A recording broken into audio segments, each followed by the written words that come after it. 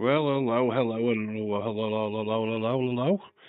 How is everyone doing this fine Sunday? Yes, William NC, we will crack on in a second, my friend. Let's just do the opening to the podcast. Yeah, two screw jobs, one podcast. I'm the screw job. William NC's the podcast.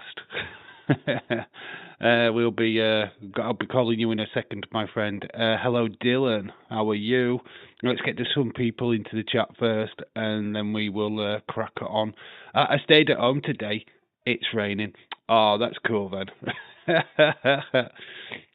Have you been on the Brewskis? I had put Pig Boy first on the screen, and then realised that might not be appropriate, so I changed my mind and called you William instead.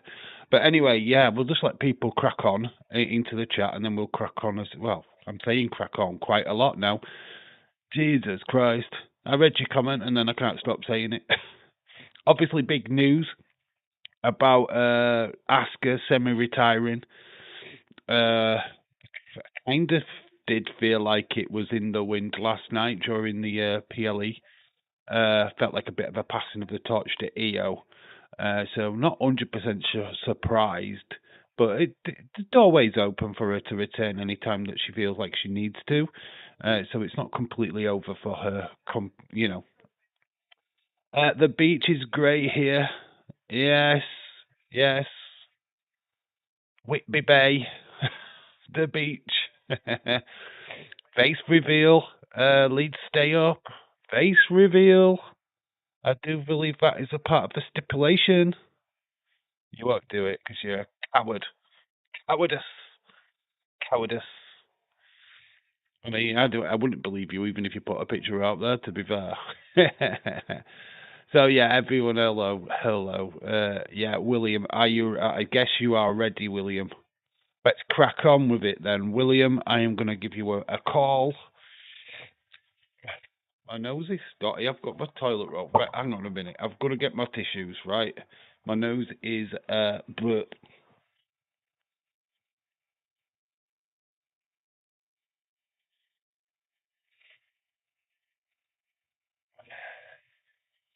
Dave got ready. Get ready. Leads us staying up. I want to see your face reveal, mate. That's what we should be doing now. Full on Leeds face reveal. Said if you were staying up. Ever get relegated to enjoy Lincoln away? Hey, Lincoln's okay. Lincoln's a good town, you know. I've been to Lincoln. Slacking off Lincoln. This is the only thing, is getting used to the headset right on my flipping earlobe. Hopefully that is okay. Obviously the mic is already set up. William, let's go. Let's do this. William, are you ready? Are you? Just let me reconfirm before I phone.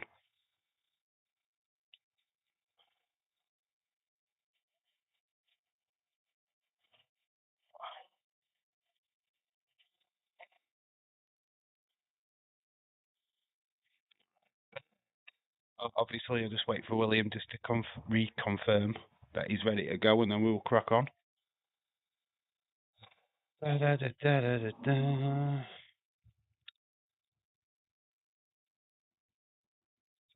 to go, we're ready to go. Podcast, two screw jobs, one podcast. Dave, I think that Jacob FATU will attack the Usos tomorrow. I don't think you see Roman.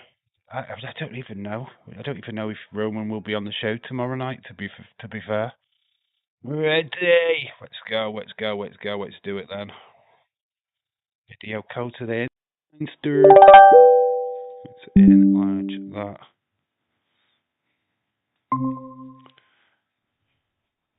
Just before. Hey, hello, Dave. Let's just get you a little bit better in screen, and then we can. Yeah, there we go. I think you're fully in image now. So, yeah. Hello, bud. How are you doing?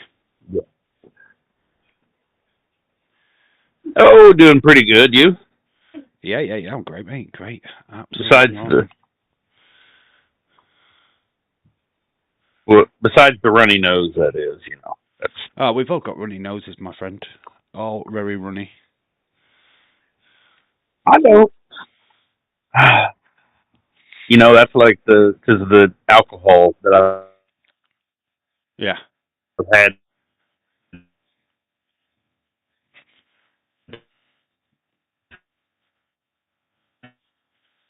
Oh, we seem to be lagging a little bit. Past few days of like clearing my sinuses. Oh, there we go. Now I'm on there. I was looking. I was like, wait, am I looking at the camera right? Or, yeah. Well, I got you on my laptop too, so I can kind of see what the chat says. Okay. Hello, Dylan. Hello, Leeds. Yep. Hey guys. Thank you all for coming. Yeah. I saw Despite you put in a post. I saw you put a post on X, trying to get some of Daze's crowd to come in. Hopefully, Daze is in the background somewhere. Yeah. Well. Yeah. He's good. He's probably asleep. Or he's at a pub. That's what Daze is gonna be. I inspired him to conspire against his moral fiber. That's my that's my inspiring gift today. His moral fiber. I can't like that. Get your ass to a pub. Yeah. So welcome to the podcast. Yeah. Obviously, this is Backlash of Backlash. Not that there's much to Backlash of Backlash to do, to be honest. I don't think there's a great deal to talk about as far as the show is concerned. I don't feel like I think obviously people were a little bit pissed because it wasn't CM Punk, it wasn't Obafemi. Yeah, but I mean, I thought. Yeah, but I mean, it worked for me. I liked it. I mean, it was cool because then you see Minihausen come out, and then he gets tagged, and Minihausen goes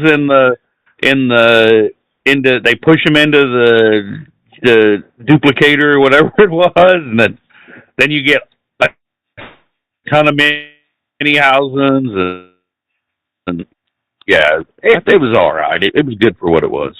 I said in the stream, and I said in my video as well earlier today, that the thing I thought that there was missing was just when you went into the box a second time, and then we got all the other little mini Danhausens. I felt like we could have done a big Danhausen, a role reversed, so that you had Kit Wilson literally like, oh my gosh, it's Danhausen Omos or something. You know what I mean? I felt like you would have to have someone like Omos. Yeah, I think. Yeah, that would have been that would have been good. I mean, but I mean, the Minihausens was I don't know it for what it was. I'm not upset by them. I thought on the post show they were great. They ruined the post show. There's no coming back on that post show once they had been on. Yeah, it was good. I liked it. Yeah, gonna say. I think the biggest news. Yeah, come on. Oh, I think the biggest news coming out of it, and they hit as soon as it happened, as soon as EO won, and then Asuka's reaction, and everybody was like, "Oh my!" And I was just like, "I don't think she's leaving. I think she's just going to be, she'll be like coming in and out." But I mean, for the most part, maybe she is leaving. I don't know. But I mean, that was kind of like that. That was kind of sad. And that's kind of the biggest thing was the whole Asuka thing. And I mean, everything else, there really wasn't any surprises. I was surprised Roman won. I honestly thought they were going to give it to Jacob. I think this it. I think this time yet. This was only like the first battle between them. I think it's the days the beginning. Yeah. What about Days? Oh no, I was saying Days. You and Days, you guys said about the Roman match, how Roman won and he was going to win. I'm like, nah, they're going to surprise us. They're going to give us Jacob, and then Roman's going to bow out earlier, and then we get that big, huge Jacob just won.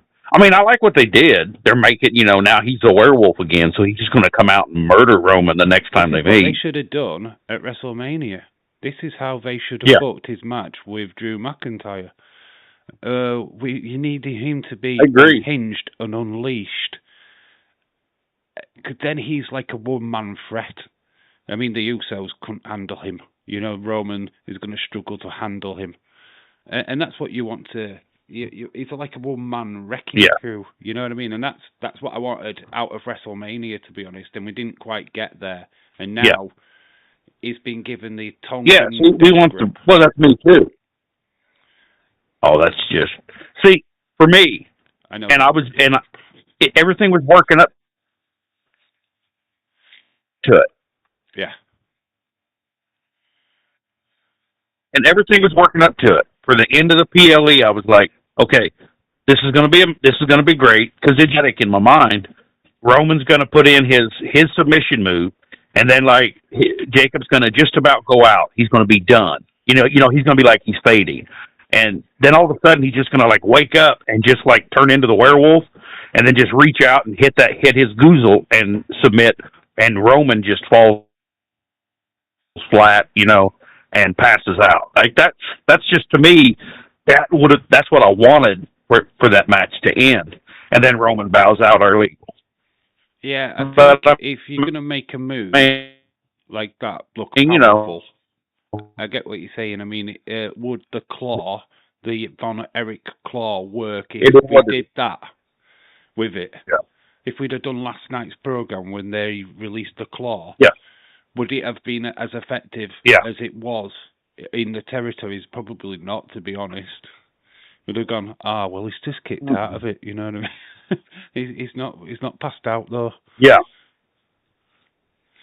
I think on it. I just think, Go on. Oh, no, go ahead. You were talking. I just... Yeah. The only thing I was pretty much annoyed with is that, when we got to the post-show, you got Roman coming down and he delivered that promo. Oh, Jacobs, you've released him now. You should get rid of him. Yeah. He's just had a Tongan death grip on his throat for nearly 10 minutes, and he talked like he hadn't even been touched. This is squeezing your larynx, for God's sake. Sell it that you cannot talk. He's squeezing your neck. How is he able to even form words?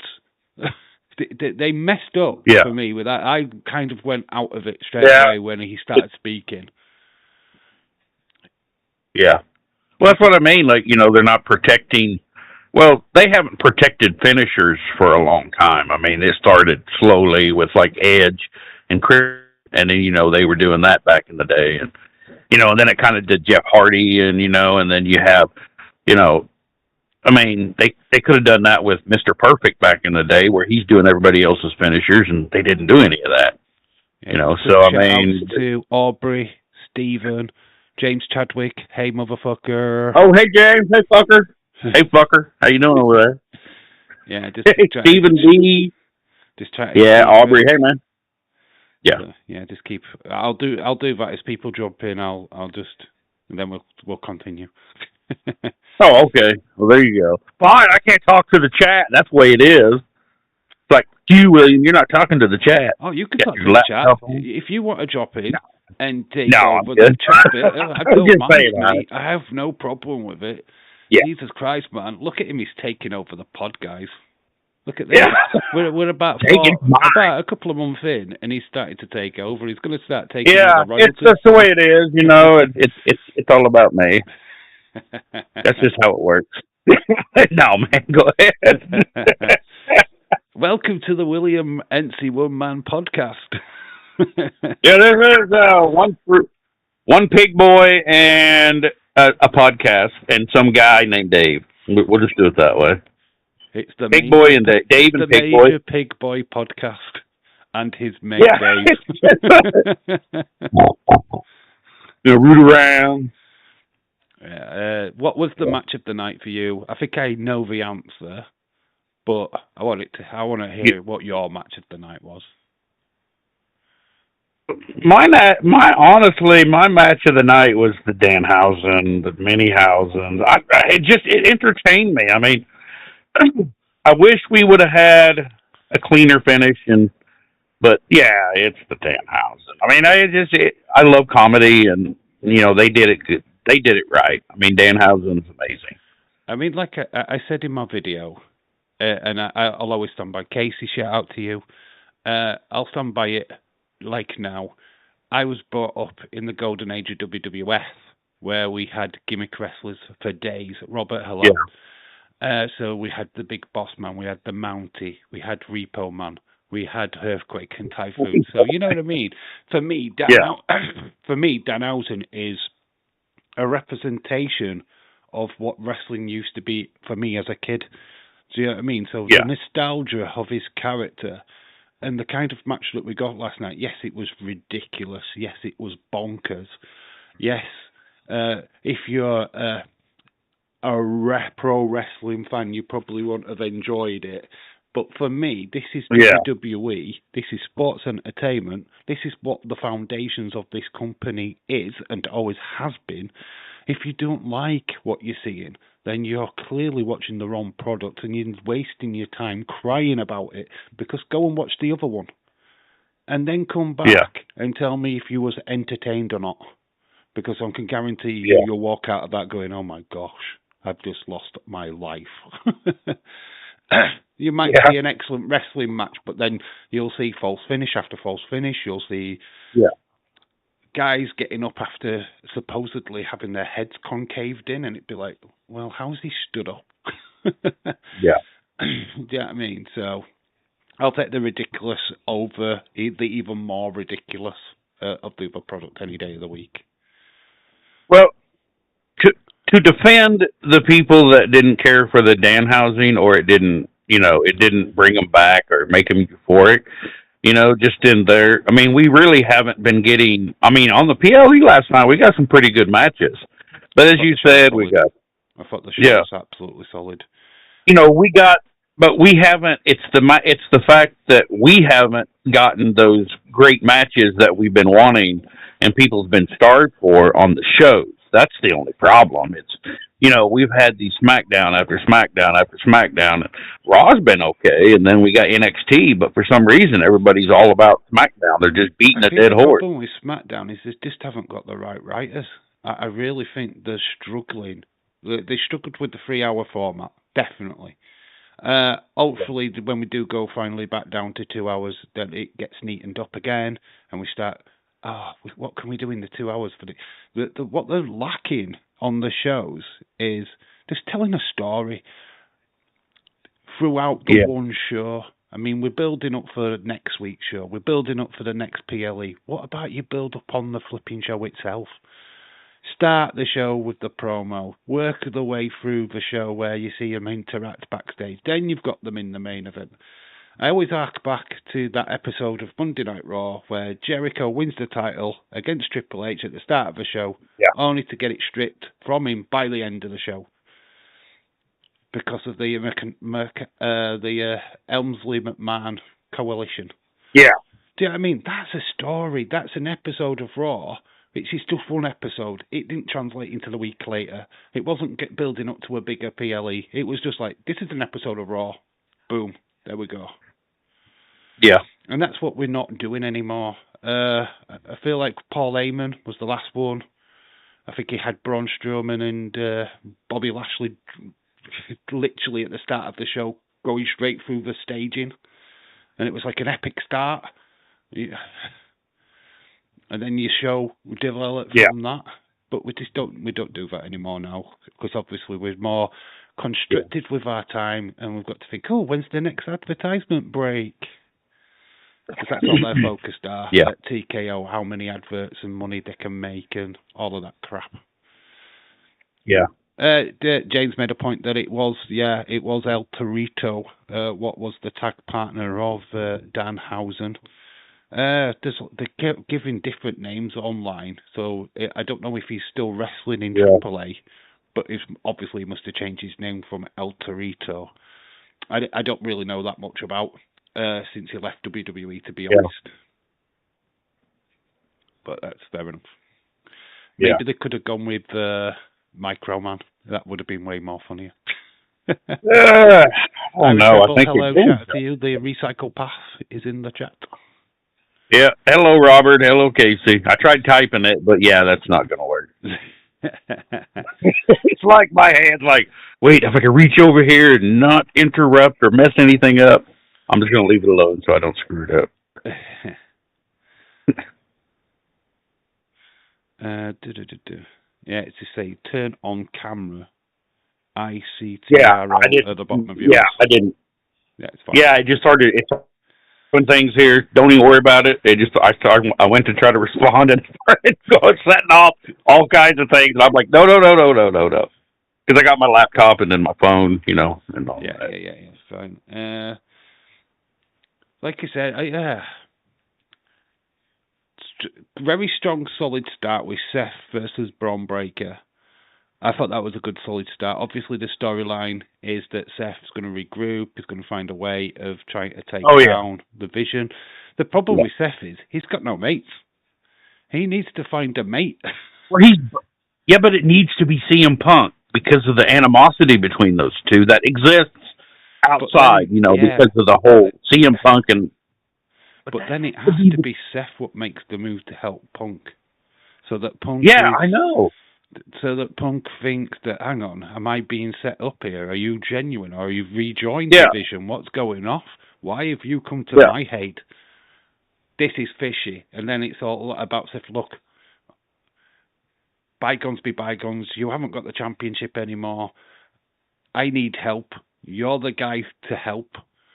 Yeah, I mean, they need to really build that kind of like, can I trust you element. I mean, obviously, I don't want them to tag team because, can I trust my tag team mate? No, I just want you've got to have some kind of cohesion to try and take out the Vision.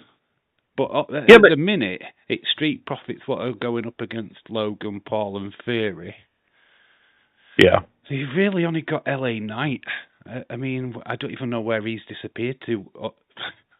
But there's really only LA Knight what I think would probably side with Seth at the moment. Maybe. I feel that they might push more towards him than Punk. We'd all want Punk, of course, because that's the bigger storyline. Yeah. Mega Powers kind of storyline, if you would. Because it is. It's very much... It does feel like a Macho Man, Hulk Hogan kind of, right, to take down the Vision, we're going to join forces. But after that, it's every man for themselves. And that's how they could play that angle, to be honest. Yeah. Well, I mean, you got Gunther in there, too. So it could be something with Gunther, because he's, everybody says that they're wanting to do Gunther or Roman, try to figure out that by SummerSlam. So, and then you could have the Vision, get destroyed, and then, you could have Gunther join Seth and CM Punk, and then have because AJ Lee's not going to come back and do any matches. So, I mean, you could do a segment where AJ, CM Punk go out to dinner with Seth, and, Seth and Becky invite him to dinner or something, and they talk about it, and they try to squash what's between them, You could do something like that, like some kind of segment, or do it in a series on social media where they go to, each other's events or something like that. You could make it where they're just bumping into each other, and it's kind of we keep bumping into each other. What's going off? Yeah, and then a friendship, and then that way you could have Becky still be on, and then it would make sense to have AJ Lee not. So then you'd have Becky with two of the best wrestlers that we really, amazing wrestlers. Miss Elizabeth. So then his Mega Powers, it is that story, literally. And then you could just, and then when we've had enough of them, you just split them back up and they start the feud again. Mm-hmm. I do like it. It is harking back to a storyline which people are very, very familiar with. And I think it would work. We've got two of the best people on the mic. They could really sell this shit. Because there's no true animosity between Seth and CM Punk. It's all storyline animosity. It's they know how to sell fucking tickets at the end of the day. Oh hell yeah! Because that's the aim of Seth saw the opportunity and kicked off at that Survivor Series because he just thought, oh my god, perfect time to make money. What a perfect time Yeah. to sell a paper. You know what I mean? I'm going to sell this feud to the max. I'm just going to kick off, even though I know there's no animosity there whatsoever. But he's just thinking in the back of the head, if I kick off now, I've got a feud with him. This is bigger money for both of us. Let's do it. Yeah. So that's why Seth did that. He knew what he was doing. He had it in his back of his head. Oh, if CM Punk does show up, this is how I'm going to get my feud started. Yeah. Aubrey wants a gingerbread man action figure from Mattel. Make it gingerbread. I want a Dave, and I want 2 Screwjobs and figures. I think we need figures now, Dave. The thing you is, and me. you can actually go onto Funko's website and create your own pop. So that's we could. I don't really want to do that because that's just cheating. Yeah, no. I mean, I want us to be noticed, or to actually make action figures of streamers. That would be fun. I'd get totally ignored as usual. Days will get one straight away. Yeah, Days will get ignored. Yeah. Well, see, then we can all play and pose, or I get a stripper pole and and then Dolly the Sheep with separate Daisy Dukes. Yeah, and I get a Daisy Duke. You can get limited edition Daisy Dukes in a crop top. I mean, you can, and then you can get William. Get Pride of Place behind me. Yeah, and then I can get Obafemi or something up over my head, and I'm about to slam Obafemi. It'd be like, yeah, look at that. That's the future, baby. Yeah, that's right there. Yeah. My entrance music. Oh no, I got it. I would be the little Bo Peep action figure. I'd come down with my little lamb and a stripper pole, my Daisy Dukes, my crop top. See, it's already writing itself. I can be little Bo Peep comes to the ring and kicks ass. Oh my God! Instead of pulling the straps down, you lift your dress up. Yeah, I just lift it up, and then I do the Yokozuna. I do the Annihilator, and I just drop my, oh my and God. my knickers are all stained. So my knickers are stained. Yeah, my knickers are all stained, and you got a giant bush down there. I could put a huge beehive looking thing down there. So you're and then I drop down, then it didn't take long. It didn't. Yeah, and then the crowd cheers, "These nuts!" Then the crowd's yelling, "These nuts!" And I just drop them in their face and knock them out. Teabagging. Yep. Teabagging. Yeah. Getting them teabagged. I'll get a pair. It'll be a cheat. I'll cheat to win. I'll get a pair of those metal truck nuts you see people put on the back of their cars and stuff, and I'll have them there, and then I'll when I drop down, the nuts hit them in the chin and knock them out. They're metal. Hell, grind a bloody bit of plastic on his noggin and tries to knock people out. So big metal balls. Big metal balls is completely acceptable these days. That's right. See, I just made my character. There you go.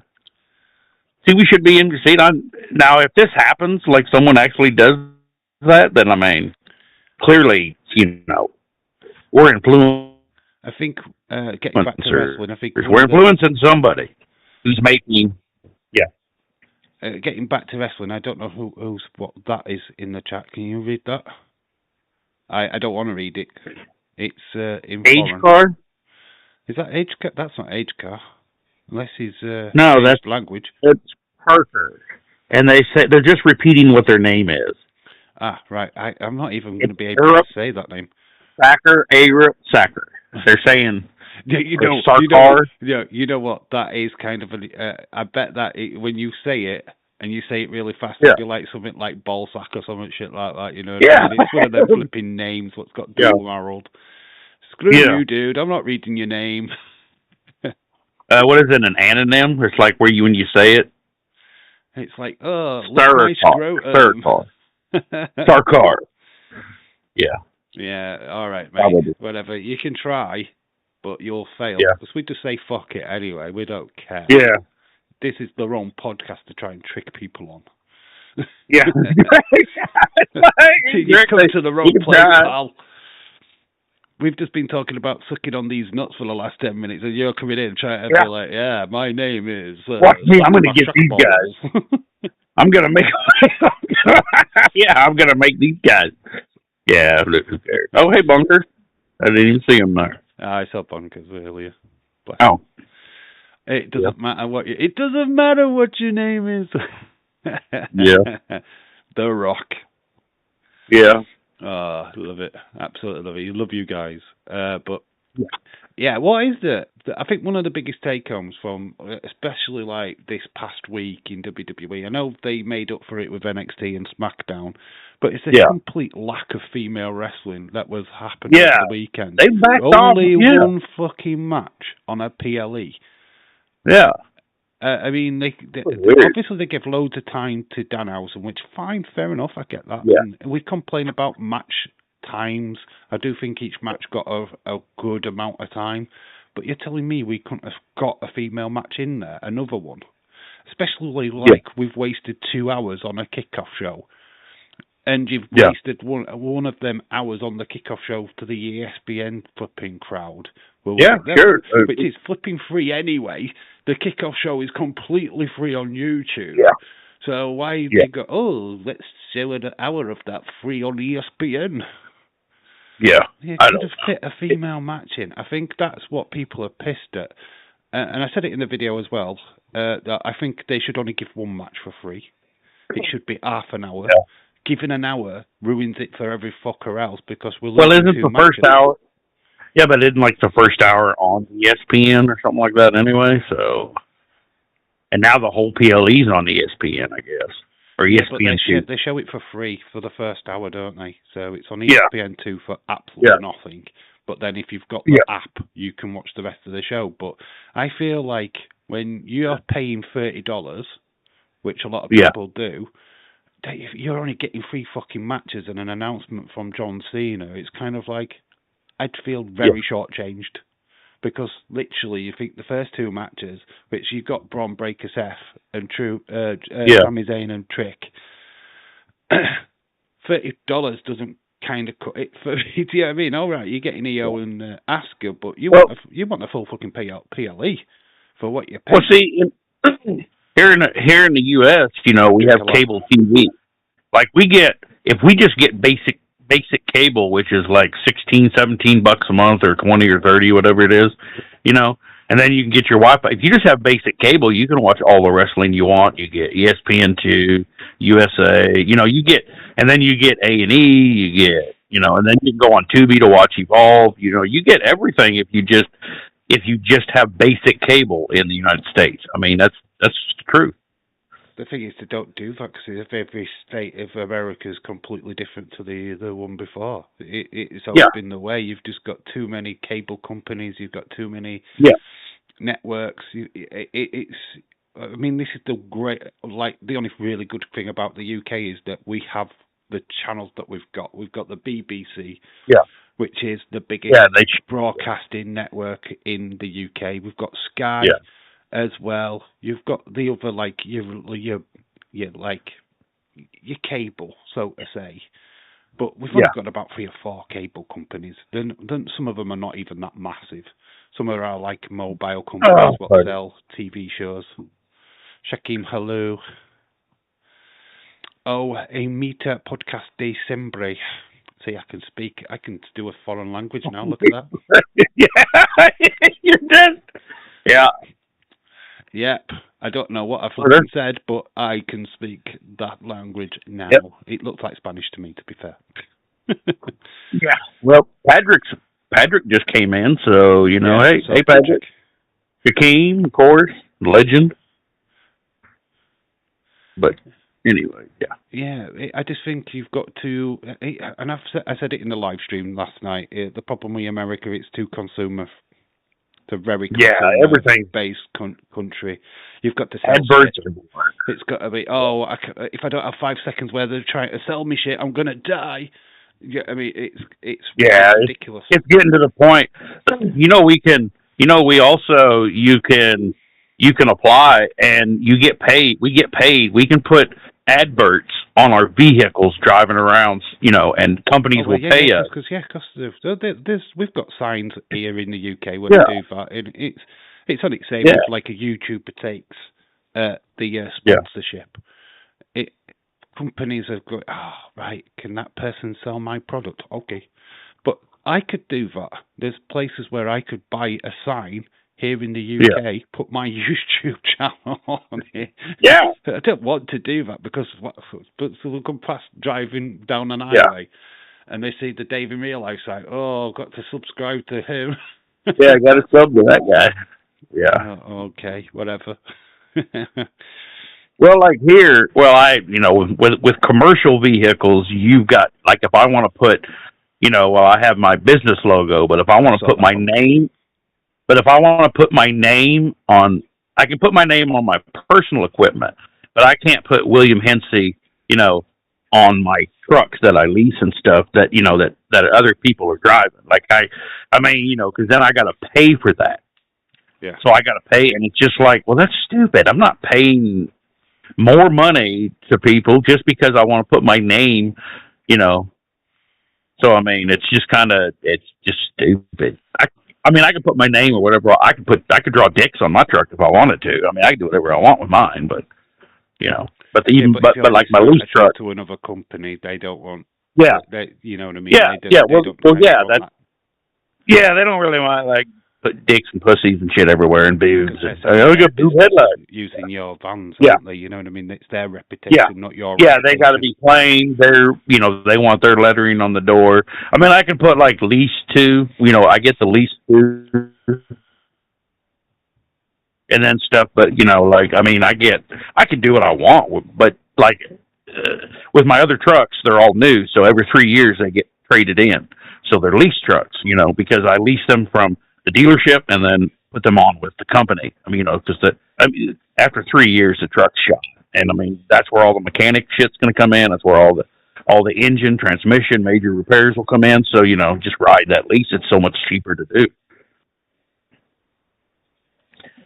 But yeah, it's just a weird thing. Everybody complains about the advertisements, but it's. And 90% of them are Americans what are complaining, and it's like, hang on, you can't use. Haven't you? You're the motherfucker doing. You say something. It's your networks. You're paying for this stuff. Say something. But if we say anything, then we just get cut the fuck off. And then they just tell us to screw off, and we got to fight 50 fucking lawyers. And it's like, well, so it's the business, then the trademarking, and then we're so damn we don't really have. We have a voice, but we have to get together and we hate each other. So we're like, nah, fuck you. And I like fucking steel chainsaws. So you want to live your life, and put steel chainsaws every fucking where. It's just. There's honestly, there's love and community and all that, but most of it's all hate. It's just like, screw you. Time that truckers will unite as if they know they're going to get a massive pay rise out of something. Yeah. But when money's involved, it's like the truckers, we're all unified, my friend. But truckers. As soon as the shit hits the fan, it's like, fuck him, dickhead. We got the ATA, which is the American Trucking Association, and they have most of the pull within the industry. And they work with the government. They got lobbyists, but they're not lobbying to get us cheaper fuel prices. They're not lobbying to get us places to park, and working on anything. They're just lobbying to, like, hey, could you make this street over here? Because I got a buddy, I got a relation that works there, and they would like a stoplight in front of their business, so people have to stop and look at it. It's just stuff. It's just the same thing everywhere. Yeah, it's all over here. But we obviously a lot of our truckers. We've got a lot of truckers coming over from France. It's like the biggest. Yeah. It's from Calais to Dover, and obviously the French complain like fuck because of our prices over here. And, but they're the ones what bring in the fucking legal immigrants in the back of their trucks when they're taking fucking mass payments. So you know what I mean? Yeah. It's like, fuck them. You can complain, Mr. French dude, but go fuck yourself. Yeah, we just got our fucking mouths, do our work, try to collect our paycheck, go home and play with our It's not They trying was to the be Liberty like Party. racist or anything like that. It's that they cause all the problems in the first place. Do you know what I mean? They've caused the problem with the. Oh, you're talking to me about the U.S. and immigrants. I'm just not going to jump into that fight because so many people do, and I'm in a predicament where I'm a white male, so whatever I say is just going to be offensive to everybody in the world, and I'm going to be on TMZ. Man got out to put fuel in his truck and was beaten to death by 5 old ladies. And it's just for no damn reason. Yeah, we live in a fucked up world, don't we? So. Yeah, it's just, you're just like, nah, I don't give a shit. I move on my life. We'll get back to wrestling. We're kind of gone trucking. We're going trucking. We're going trucking. But the way it goes, we just get off track. All right, we've got a big thing to talk about. Obviously, John Cena made a big announcement. What do you think of the John Cena Classic? How do you think it's going to go down? Who do you think is going to be involved? How do they keep away the fandoms of like the Liv Morgans and the Buddy Blake Monroes? Should they be even allowed to enter this? Because of their stupidity fan bases, should Alexa Bliss be banned? Roman be banned? You know what I mean? Should they not be allowed to even be on the show?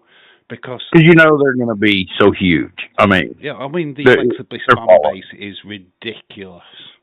Yeah, well, she's going to get its votes. It's ridiculous. Yeah, it's votes though. I mean, who are we going to choose? I mean, it's. You know what the thing is? I kind of had it in my head. About. I kind of had it in my head that it was those in the attendance what were voting, not us at home. No, it's at home. I don't really feel like I need to be like going, how many votes do I have? I'm going to vote for this person. It's favoritism. Yeah. It does come down to favoritism again, and it doesn't really work. You look at Dazer's flipping Hall of Fame crap, and it's just favoritism bullshit. And it is, and it always will be. It's not real. It's not a reflection of who deserves to be in the Hall of Fame. It's just like, he's my mate, and he's popular. Yeah, it's not even bullshit. Even the popular Casey. Casey is so popular in the community. I mean, everybody's like, Casey. But guess what? She lost to Kaz. And Kaz, Kaz is popular too. It's not even a popularity contest. It's just, it's mainly the people, there was 404 total votes was all. Like 404 people cast a vote. So that's who won out of. I mean, and mostly they should be the one what puts the people up. He should know, right, who are the originals, who have been around for ages. Do you know what I mean? No disrespect to half of them. They've been about there for like 5 minutes. 5 fucking minutes in realism. I mean, I know I'm not there on Days' streams all the time now. Yeah. So I'm not a name anymore. Or I'm just a dating channel now, according to what I heard. Dave's the dating channel. Okay, whatever. Yeah. Thanks, Leeds and Cynthia. Well, Cheers. I'm only kidding, guys. Kidding. Yeah. I don't know. The thing of it is, like Dave said before, it's about the community today and what they vote. It's not a matter of what did you do, I think, honestly, Jim Gore, he was here before any of us, and he was a mod. Since the turn of dinosaurs. Yeah, like he's been there. In fact, I'm pretty sure Jim Gore is actually Daze's dad. Yeah. Real dad. Yeah, really. He was there until he conceived. Who's right there? I'll support you, Daze.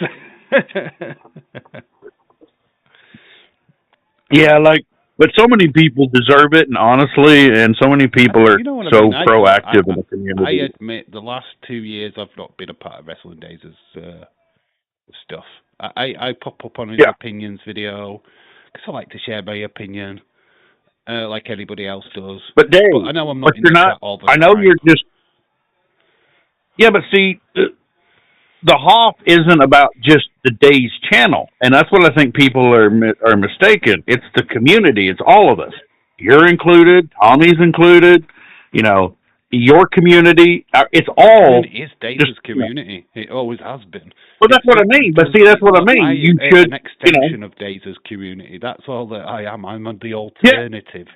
I am. No, I'm just saying. Yeah. Yeah, but that's what I mean. Like, it's his community. Me, Yeah. So I mean, So and the Hoff is. We are getting onto that, mate. We just talked. Yeah. We are going to talk about it. Yeah, we started to talk about it, and I was just letting Dave talk, and then we just got off on. Yeah. As usual. Yeah, we started to talk about the whole John Cena thing, but it's such a huge. The conversation is about the voting part of the. So we are still technically talking about it. That's what the conversation is about right now. Is we're talking about how the voting system's going to work. We're talking about favoritism. I mean, I feel like if you're going to have somebody from like NXT, you need to put them against the scumbag of the main roster. Someone who's not going to get voted for. So it's going to be The Miz. It's going to be Kit Wilson. Do you know what I mean? You're not going to stick Roman Reigns against Tony D'Angelo, so to say, because you're just going to go, oh, well, you know what? I like Roman. I'm going to acknowledge Roman, so he'll just win the show. So it's just pointless. Your point. I mean, it's a good point. It's for me, like Siobhan Evans. But even then, how do you block people who are popular on social media, who have a presence, who have been stars, superstars? How are you just going to just kick them off and say, no, you're not allowed, because guess what? Your votes are going to take over. And I mean, honestly, Alexa Bliss, she has like somebody like Roman Reigns, CM Punk, Cody Rhodes. Do you really want to carry around a poxy John Cena belt what spins? I don't think so. I think it's the last belt anybody wants to actually win. I wouldn't want to spin. Well, I'm not talking about winning. Well, we weren't talking about who's going to win it yet. We were just talking about who should be in it, who should have a shot, and who should win. I named my four in my video earlier, and I'm going to stick with them. I think Shiloh Hill, definitely, 100%. Yeah. Kelly Armstrong, 100%.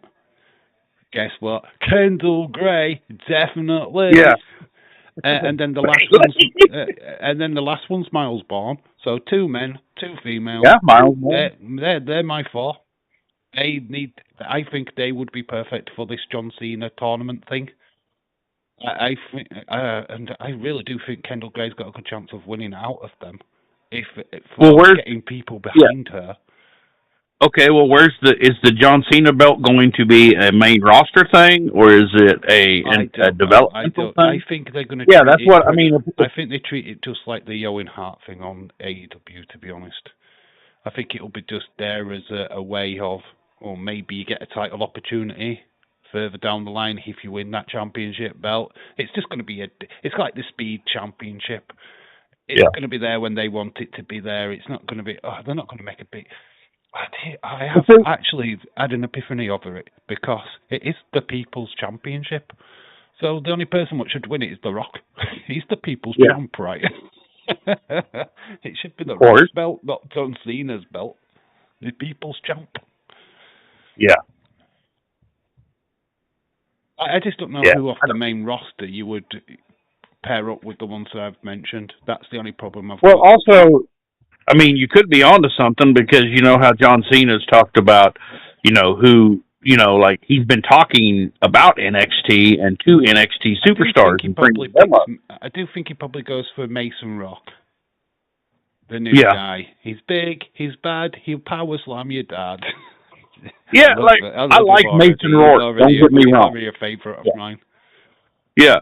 I love the guy. I just haven't seen. I just haven't seen enough of him.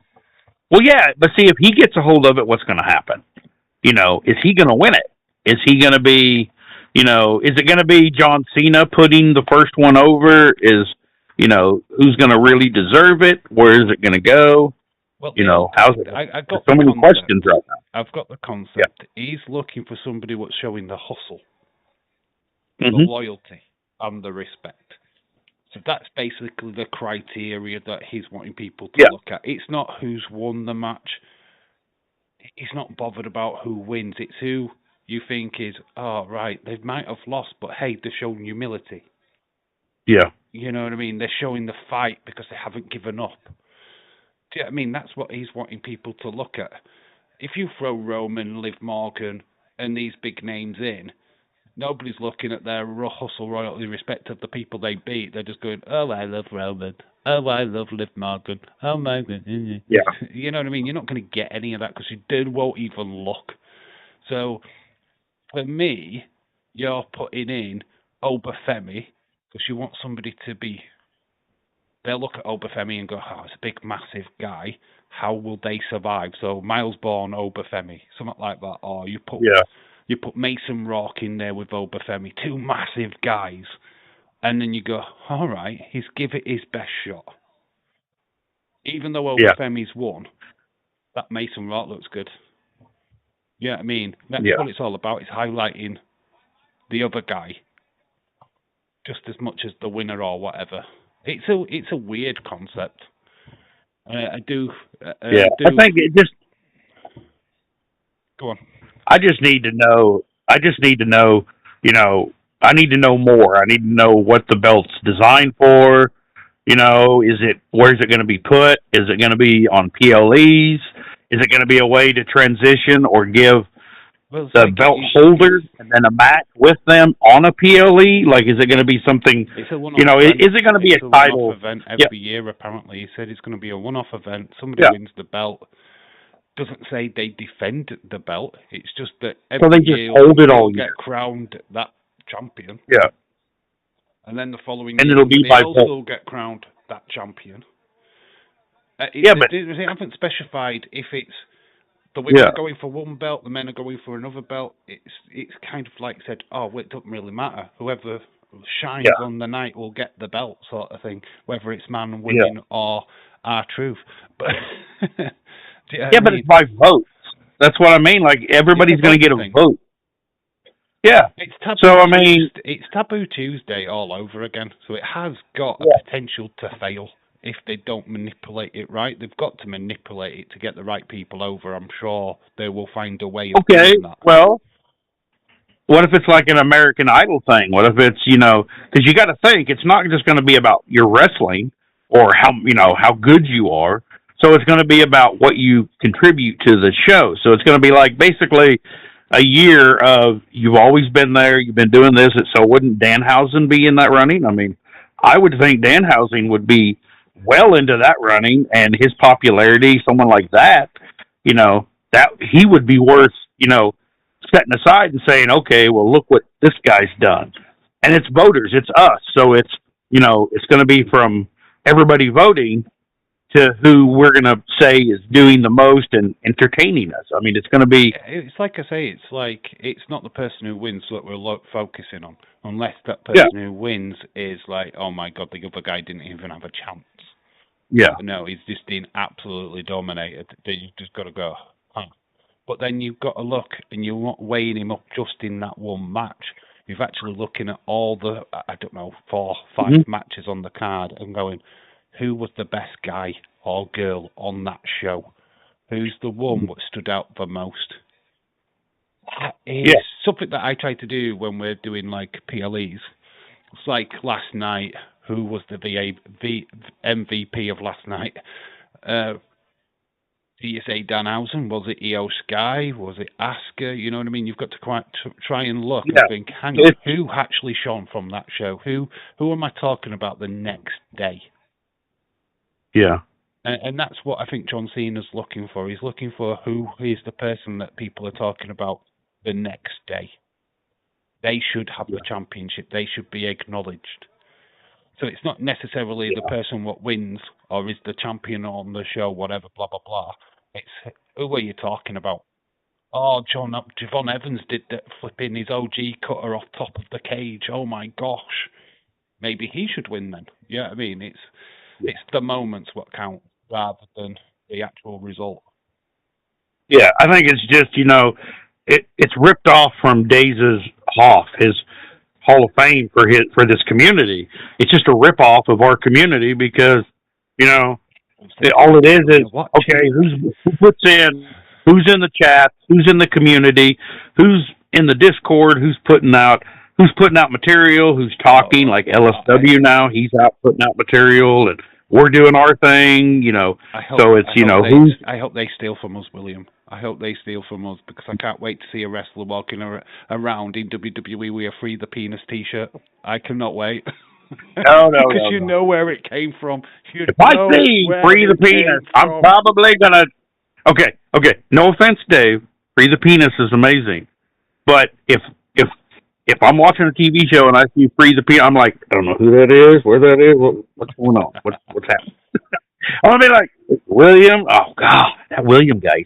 I would not. I would proper celebrate. I would be buying the T-shirt in tenfold. Like, yeah, baby, we made it to the big time, yo.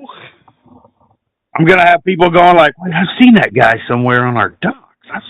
I know that motherfucker, and I'm gonna be like, I've seen him eating my fucking cake.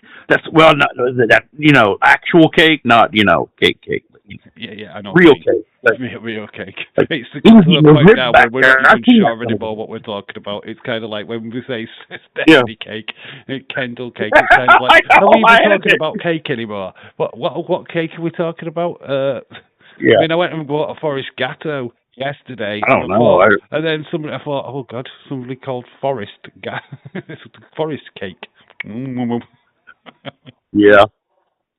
That's like, I forgot where I seen it, but Kendall Gray was in the PC and she was, showing the running and, the actual, how much it takes out of you and, bouncing off. I forgot, but she was wearing something so like skimpy and like, she wasn't wearing she didn't have her nips taped. And I mean, I seen that somewhere and I can't remember where. She did do it. She did. Oh, she was on NXT, right? And this was a while ago. This was just as was starting. She was backstage. Yeah. And she just had this crop top thing on. There was nothing underneath it, and she was going to go out to the ring. And she'd pull. You could see the tan lines. You could literally see the tan lines, and you're just thinking, "Fucking hell!" If she lifts her top in a wrong way, I am seeing everything. And so I wasn't just crazy with that, but she didn't. By the time she got down to the ring, she'd got an extra top on top, and you know what I mean. She was well covered up, but in that moment, you're just thinking, "Oh my God, you really want to do that? Are you really want to risk it up?" But we say that, but Tiffany Stratton goes out of her way not to wear nipple tape. She could wear nipple tape. Yeah. They all could wear nipple tape, but they decide not to. Tiffany Stratton knows what she's fucking doing in her matches. She knows that her tits are going to go Stratton, south. I mean, she knows that the nip is going to go free, and she's not bothered. She doesn't care. She could protect. No, she wants this. She wants that to happen. She knows where the publicity is. I think JC wardrobe malfunction. To be fair, they're not. Well, look at Charlotte. She straight up just nipped out. So I mean, I was going to say they're not bothered. Clearly, they're not. They're just like think if they pop out, they pop out. Hey. I get a bit more merch on my on the WWE shop if my nip comes out this week. That's what they're thinking of. Yeah, like you're gonna see like if I was Tiffany Stratton, why don't she come out with a shirt that's like oops, or like oops, and then like her tits hanging out, like it shows like her tit hanging out like a shirt. And I was like, people would buy that shit, Obviously, people are going crazy in the chat about Bayley being on AAA last night. She's going to be at the May 30th show. I can't do it. I am not available. Yeah. I'm working that weekend. I am available on the Sunday for the Italy show, but only because I've booked half a day off. But I can't. There's nothing I can do. Bayley can be on the flipping moon. There's just nothing I can do about it. So everybody's getting all excited, going, Dave, Bayley's going to be... Well, that's good for her. I can't watch. I will be asleep. I need to be asleep because I've still got to get up at 4:30 on that Sunday morning to actually go to work. Yeah. So I ain't spending all night going, Bayley cake. And then going to work knackered. And then I'd be even more knackered to do the Italy show because I'd have stayed up all the bloody night. So, no. Great for Bailey. Yeah. I think it's great for AAA. It's giving Bailey something to do when they're not using her on the main roster. So I'm happy for Bailey in that respect. But they need to be doing something on Raw. Raw was terrible. There wasn't a single female match on Raw last week. And you look at the pool of female talent on that show, it's like, what the fuck? It felt like they had a match. It really did. When we did the live stream, I came away from it thinking, did I watch a female match? Did they do a match? And then when you realise they hadn't, and they'd just been in the ring and done backstage segments, it was kind of like, huh? What? Yeah. We criticise AEW for only one match, but then Raw just kind of does not a single match. We've got some promos, though. That's not good enough. You can't get away with that in 2026. But then you watch it. But then you watch NXT and developmental, and everybody's looking for the women's matches. And I mean, people, even in the NXT actually put on like 3 women's matches back to back on the Tuesday night, and you're thinking, well, why? What the flip? It's only a 2-hour show, and it's like, well, they can do it. Why have you not done it? Yeah. I mean, SmackDown did make up for it. Yeah, so it's like, well, we had a couple of matches. Well, I think WWE could really do for a full women's show. You know, because I think AEW could do the same. I think that. AEW. If I was Nick Khan, I would. I know that Nick Khan with the ratings, and on his side of it, he says, "Well, the ratings. Every time they have a women's match, the ratings plummet. The ratings go down. You know, it's always that. The ratings ever go up." Yeah, that's what I'm saying. It's like, okay, well, when will your ratings up? That's the thing. Plummet. Yeah, plummet. Really? When did they go up to plummet? Like, that was like a while ago. Every week. Yeah, I think this is before they had the ratings change to change how they rate the shows and stuff. But you know, they used to come out. Oh well, at 11:39, the ratings went down to like 360. Yeah. But the reason why they went down because they hadn't given the time to invest in the women talent. They've not given them. They don't give anybody. They just feel, oh, hello, Willow Nightingale. Here, have a match against Sky Blue. Yeah. And like, no wonder it's plummeted because you've not sold it. You've just thrown these 2 women together with no feud, no storyline, no nothing, and you've got, well, they're just going to have a match. It's not going to lead to anything. Like, okay, with AEW. I don't watch it. I watch sometimes, but like when it's a good match. Right? But I don't know. It's like when I watch a match on AEW. No offense to anybody, it's a good match. Okay, it's like they're trying out for. What are you trying out for? Are you? They're not showing that. Yeah, they can wrestle, but they're not showing me anything else. It's like, okay, well, you're a good wrestler. I'm sorry, but being in this side of it, there's a shitload of fucking good wrestlers out here. There's people in the indies that are amazing and don't even get a shot. Honestly, the amount of female talent that's gone through the books of AEW and they've not used them. Stephanie Vaquer was at Forbidden Door. She faced Mercedes Moné, lost her championship because AEW don't know how to fucking book. Yeah. This book our great wrestling female talent. Screw the rest. Stephanie Vaquer looked at that and thought, well, you've not offered me a contract here. Yep. WWE came in and went, here's a contract. Sign it. We want you. Yeah. And then you got Stephanie Vaquer, who is so much more than just a great wrestler. She's amazing. She's really good. Commodities. But she's got international star. Yeah. And that's where AEW just didn't see the bigger picture. And went, we're trying to make Mercedes Moné the bigger star. And it's like, well, they put 50 fucking belts on in the league of Stephanie Vaquer if they're and now they're they took away, let's see, what did they do? Take away 2 or 3 of her belts and she still got 48 belts? I mean, who gives a shit? She's she's streak right now, isn't she? That's what they're trying to do. She's just losing. Nobody cared about the winning streak. Nobody cared about her getting all the belts. And people didn't hate it enough. It didn't get any heat, so no one gave a shit. gives a shit about her losing the belts. It's like, who gives a shit? Nobody cares. What is she? Nobody's invested. Nobody's invested. Yeah, nobody. Nobody's invested in her character. It's not the massive difference between I mean, I wasn't a massive Goldberg fan, but when WCW created Goldberg and they're putting him on that amazing winning streak, they invested a fucking lot. They put a lot of emphasis on it. They made it seem bigger than anything ever in the wrestling world. Oh, yeah. I mean, they really fucking went for it. And AEW, she's won another belt. Just like, yeah, she's the belt collector now. It's like, okay, you've got this character, what you should have done the same with Goldberg, and you've kind of just well, she's got a championship from Scotland, she's got a championship from Greece. Don't know who's watching them shows. There's no cameras there for AEW going, oh, well, this is when she won this title. This is when she won this title. It needed to be bigger. You'd have the cameras there. You'd have the press there because it's big news. Oh, she's going for her 15th title in a row. Oh, my God, this is unprecedented. This is a big, massive feat. And we didn't really get that kind of flatlined after about 4 titles because everyone knows they're just sticking titles on her.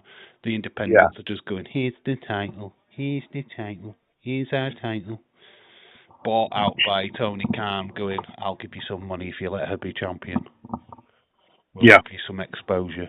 And that's it. That's all that it was. Yeah. It's ridiculous. I mean,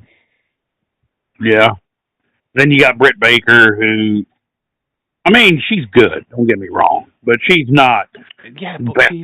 She's just been left on the shelf, right? If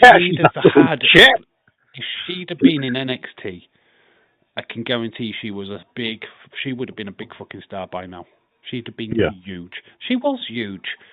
The AEW had her in a flipping lights out match with Thunder Rosa, where she looked absolutely fucking boss. People are talking about her big name, Britt Baker. She's this and that and other. She wasn't that great, but they made her look great. They made her look like, oh, she's the big fucking deal, But when it came down to it, it's like now she's sitting at fucking home or doing a dentistry stuff.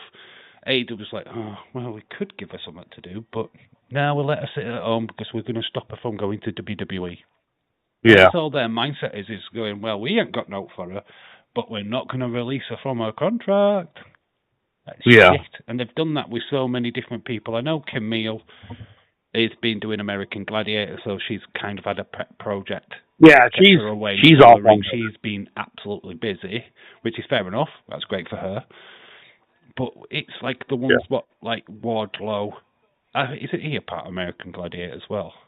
Wardlow. I have no idea. I don't even watch American Gladiator. We don't get to watch it here in the UK, so I have no idea who's on that show, to be honest. I don't even watch it. I don't hear nothing about it. But I don't have Prime, so. I mean, big over here is like that American Ninja, where they do we've got the UK version of that, and it's the US one. We have what's her name, the Supergirl lady, or I forgot her name, but she's like Supergirl. And she I don't know. We don't get that. Yeah, well, there's what there's American Ninja was Katie Catanzaro, who went on to WWE. Yeah. Katana Chance. That's the only one we know. We don't really get that. It's on. We have a UK version, but it's like tea time UK. It's not prime time. It's tea time. So on a Saturday, when people are coming home from the footy or looking for football results, that's when that's on. So nobody really watches it. But I'd rather watch the football. Yeah. I'm still upset because Tyra May Steele, she's, she got let go, and then, we got Callie Armstrong, and clearly Callie Armstrong is prettier, she's taller, she's thinner, she's more athletic. Tyra May Steele was such a badass wrestler. Like, I was so into that. The marketing was completely wrong with her, though, because the only time I really saw her, she wore these fucking gawky fucking fucking glasses, what made her completely look a nerd. And it's like, what the fuck is this design? What if you're going to sell her as an Olympian, let's present her as a fucking Olympian. Get her out of the dorky clothes. What the fuck is this? And the marketing was terrible at first. I don't know what relationships were like backstage, and I can only assume that, you know, it's either a contract thing, right? They released her, or there was issues backstage with other people. I don't know what she was like to work with. If she was difficult, then I can probably lean and go, right, if she was being difficult with creative or whatever, Sean couldn't get through to her and get that character right, or she didn't show the kind of improvement that they wanted. Why have her win LFG in the first place? Which the LFG though, it's a waste of a fucking show. I mean, they could put that on YouTube or Tubi and get everybody involved in it. The fact that it's just on A&E is like the graveyard of wrestling products, because the world ain't seeing it. It's like, you Americans, you've got this. Well, they put like documentaries just for you. The rest of the world is. Well, they put like documentaries. Well, A&E, you know, they put wrestler documentaries, and then they talk about, they have all kinds of stuff like with the, you know, all kinds of like the history, and Jacob FATU was a criminal and killed a person. The dark side of the ring. Dark side of the ring. That's where all that goes. So I mean, there's call for it. I mean, they're paying. You know, people are watching it because that's the. What's on tonight on BBC Two here in the UK? Iron Claw. Yeah. It's actually made the UK television premiere of Iron Claw. How far are they going back with the Iron Claw? Because the UK audience are going, Iron Claw? What's this? Yeah. They think it's Iron Man or something, you know what I mean? They're not going to get it. They'll click on thinking it's Robert Downey Jr. Oh, it's got Zac Efron on it. I'll give that a watch. And then they'll go, what's this? What's this?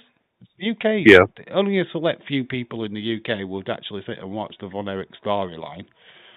I feel like that entire storyline really caters more to the Southern American or American in general because of the territory. Wasn't it? Because we didn't really get the Von Erich family over here, to be fair. Wasn't it like Baron Von Erich? Storyline. Yeah, but wasn't like Baron Von Erich or whatever, the guy in the black tights, the tall, ugly-looking guy that had like the claw? Or am I thinking of someone else? Like, I remember that. That's Fritz. That's Fritz Von Erich. From back Fritz. That's Fritz. Yeah. That's the dad. Yeah. That's the dad. He created He created the claw. Well, he had like, for a little bit, they called him Baron Von Erich. Like, he had that ring name. German heritage, didn't they? Yeah. I think there was somebody else out and then there. He'd come in, I mean, that guy. So he became Fritz Von Erich. And then that's how everything started with the family. I mean, he had Gary Von Erich more than that guy. I should have done about the Von Erichs. I didn't even know that Kerry Von Erich, when he was in WWE, only had one foot. That his was a prosthetic foot. In fact, a lot of people people don't even know that. Even know that he had a prosthetic foot. And you look back and you always thought he walked funny. I like, he's got a funny walk. But you never thought, that's a fake foot. Yeah. Like, why do you walk that way? And then when you look back at it and you realise that he lost his foot in the motorcycle accident, it's like, what the fuck? When did that happen? Why did... Surely, God, you'd think WWF at that time would have gone, hey, Zach Gowen's not the first prosthetic guy in wrestling. We had Kerry Von Erich. Yeah, well, they're not going to promote that part. They're going to, I know why they probably disappeared. I mean, it's the same what happened to the Von Erichs. I mean, to only have Kevin Von Erich left out of the original brothers that's manic. Just the story is just tragic. It's just tragic. Yeah, that's like. You get like where Goldberg, where his final match, and he was in so much pain.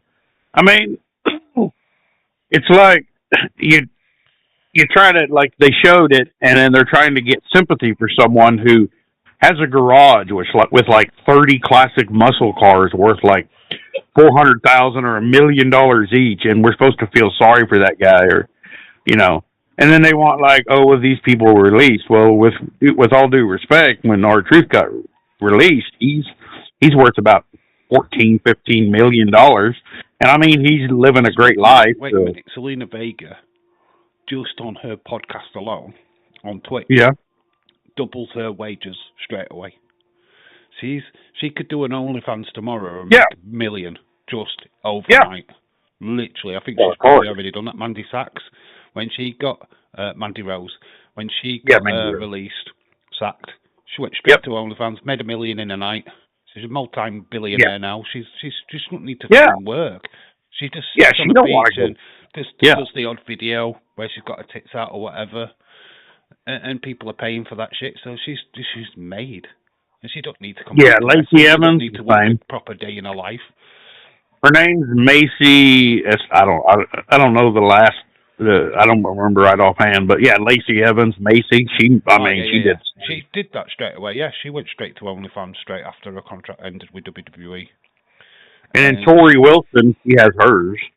Tori Wilson, she went into full fitness though, didn't she? She went into like yoga and all that stuff, and she sold like lots. Well, that's the same thing with like Trish Stratus. Yeah, with like Trish Stratus does that, and she has her yoga studio and all that good stuff. Yeah. They went into proper marketed themselves. Yeah.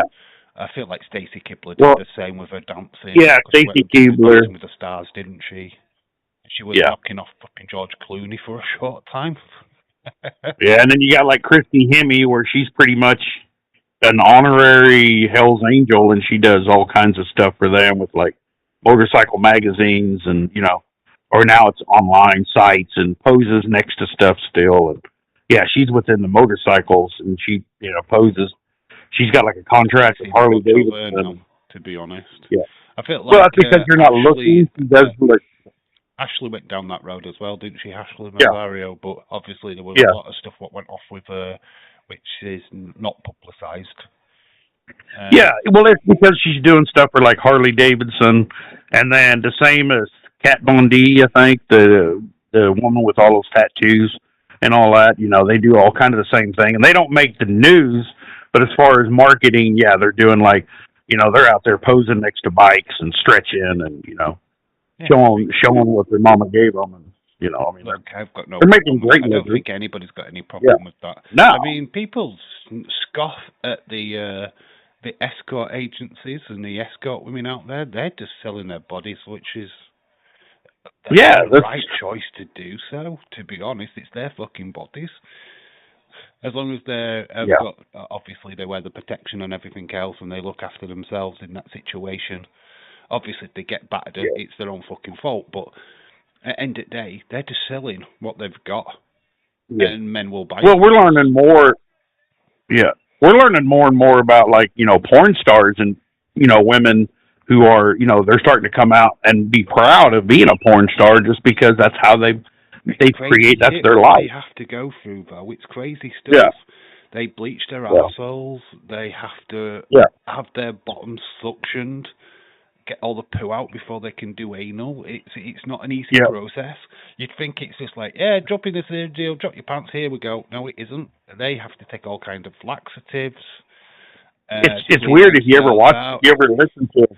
Yeah, and then they into their penis so that they can stay harder longer. You know what I mean? It's fucking insane what they go through. It's like, what the fuck is this? And you think it's this glamorous world, but when you pinpoint how many camera crew are there when they're on. And it's clinical. It's not. It's like, well, we got to make. You think it's like, I want to be a porn star. Do you really? Do you want loads of middle-aged men with cameras filming? You're trying to get an idol. Do you really want that? I don't think. Well, imagine the individual taking it. I mean, they got to have a camera so.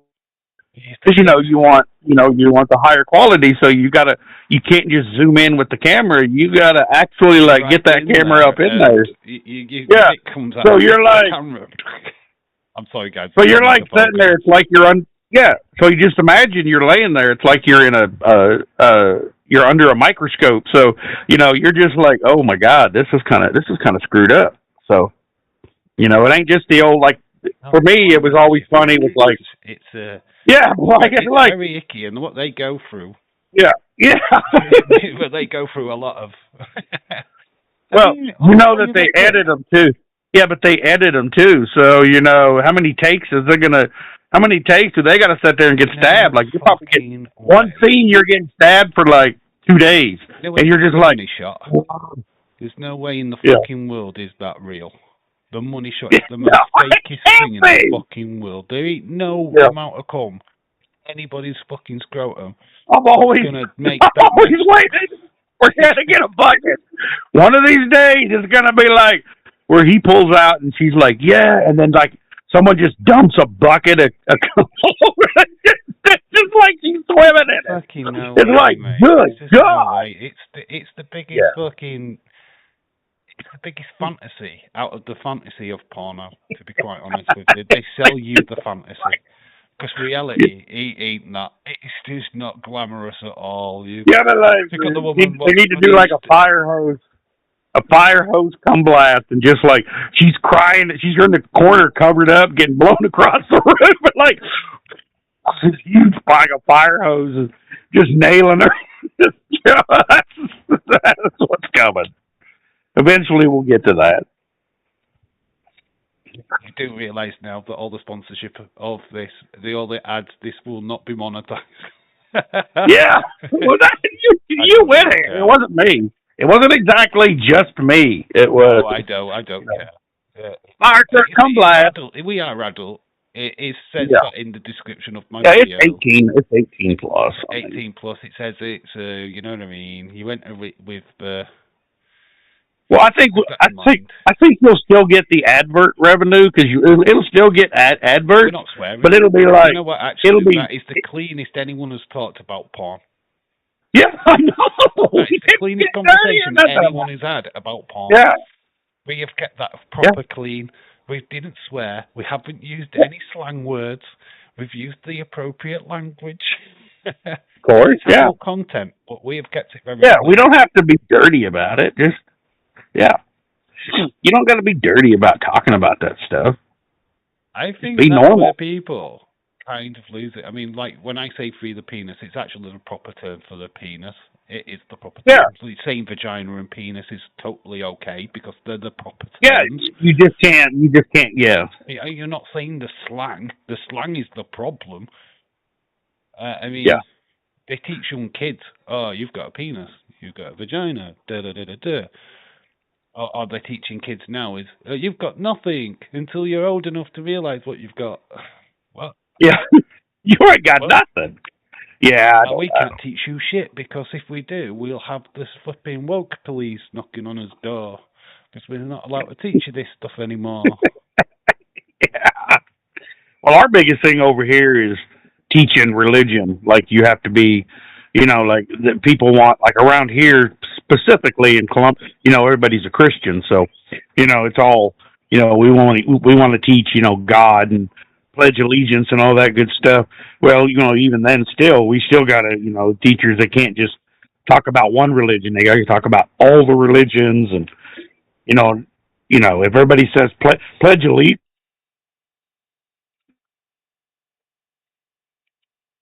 Thing that we do at games all the time. Locally, but like the religious thing, we got so many. We got immigrants that are living here, and they're from like Pakistan or they're from. Talking about here, we can talk about it because we've got football. We've got the World Cup coming around, and it's a tradition here in the UK to put your flags out. You put your flag out. Yeah. You show your colours. It was people were trying to pull the flags down, saying, "Oh, you can't do that. That's racist. No, you do our religion." And it's hang on. We're in England. I support England, the football team, my nation. I want to put an England flag outside, which is St. George's flag. Well, we can't have St. George's Day because, but yeah, we can have St. David's Day, we can have St. Patrick's Day, but we can't have our patron saint, which is St. George. Yeah. Oh, it's no, we can't. We're not allowed. But why? Why can we not? Why is Yeah, that why can't illegal? you? Why can't we celebrate what is ours? I think, yeah, that's, Do you know well, what I that's mean? like here, we It's do, like, why are you like, stopping us? We're celebrating your bullshit. Why can you yeah. not celebrate ours? I mean, what the fuck is That's that like about? here, well, see here, even if someone renting a property or, oh, even apartment complexes, you can go into an apartment complex and you can see, you know, especially for colleges and stuff and dorms, you'll see all kinds of World Cup flags, like represented from, you know, this is Jamaica, this is, you know, here's France and Spain. You In know, America, we're allowed they're to do that publicising though. it now. I feel like America is doing a fantastic job of publicising the World Cup coming up. If they have Trying it, because to, Trump sees it as a big, massive marketing venture yeah. for his country. He knows what he's doing. It's marketing. Oh, Well, well, look at me. I've got my tariffs. I I can don't use think my it's, tariffs. yeah. I don't think, I don't think it's the marketing. I think it's just, you know, like here in America, we're from everywhere. That's the whole point. You know, I mean, Right. What's we're your all from stance? multiple nations. Okay. William, what's your stance on having a half-time musical act in the middle of a World Cup match? The latest rumor. I don't know if it's the opening I match think they're that's going to stupid do it, because, and then they're going to do it in the World Cup final. And it's like yeah, you're making it into American football. yeah. There's a See, reason why we don't do that, because it's your thing. see, for me, Our thing. I'm It's not even, your thing. yeah, but I'm not a fan of in American football of the halftime show. You know, usually, you know, for a halftime show, even at the high school level, collegiate level, we've always had just the cheerleaders come out, do cheers on each side, you know, prep up the crowd, you do like crowd That chants. was their limelight. Yeah. Well, it's also to get the crowd in the stands, everybody watching, you know, amp them up.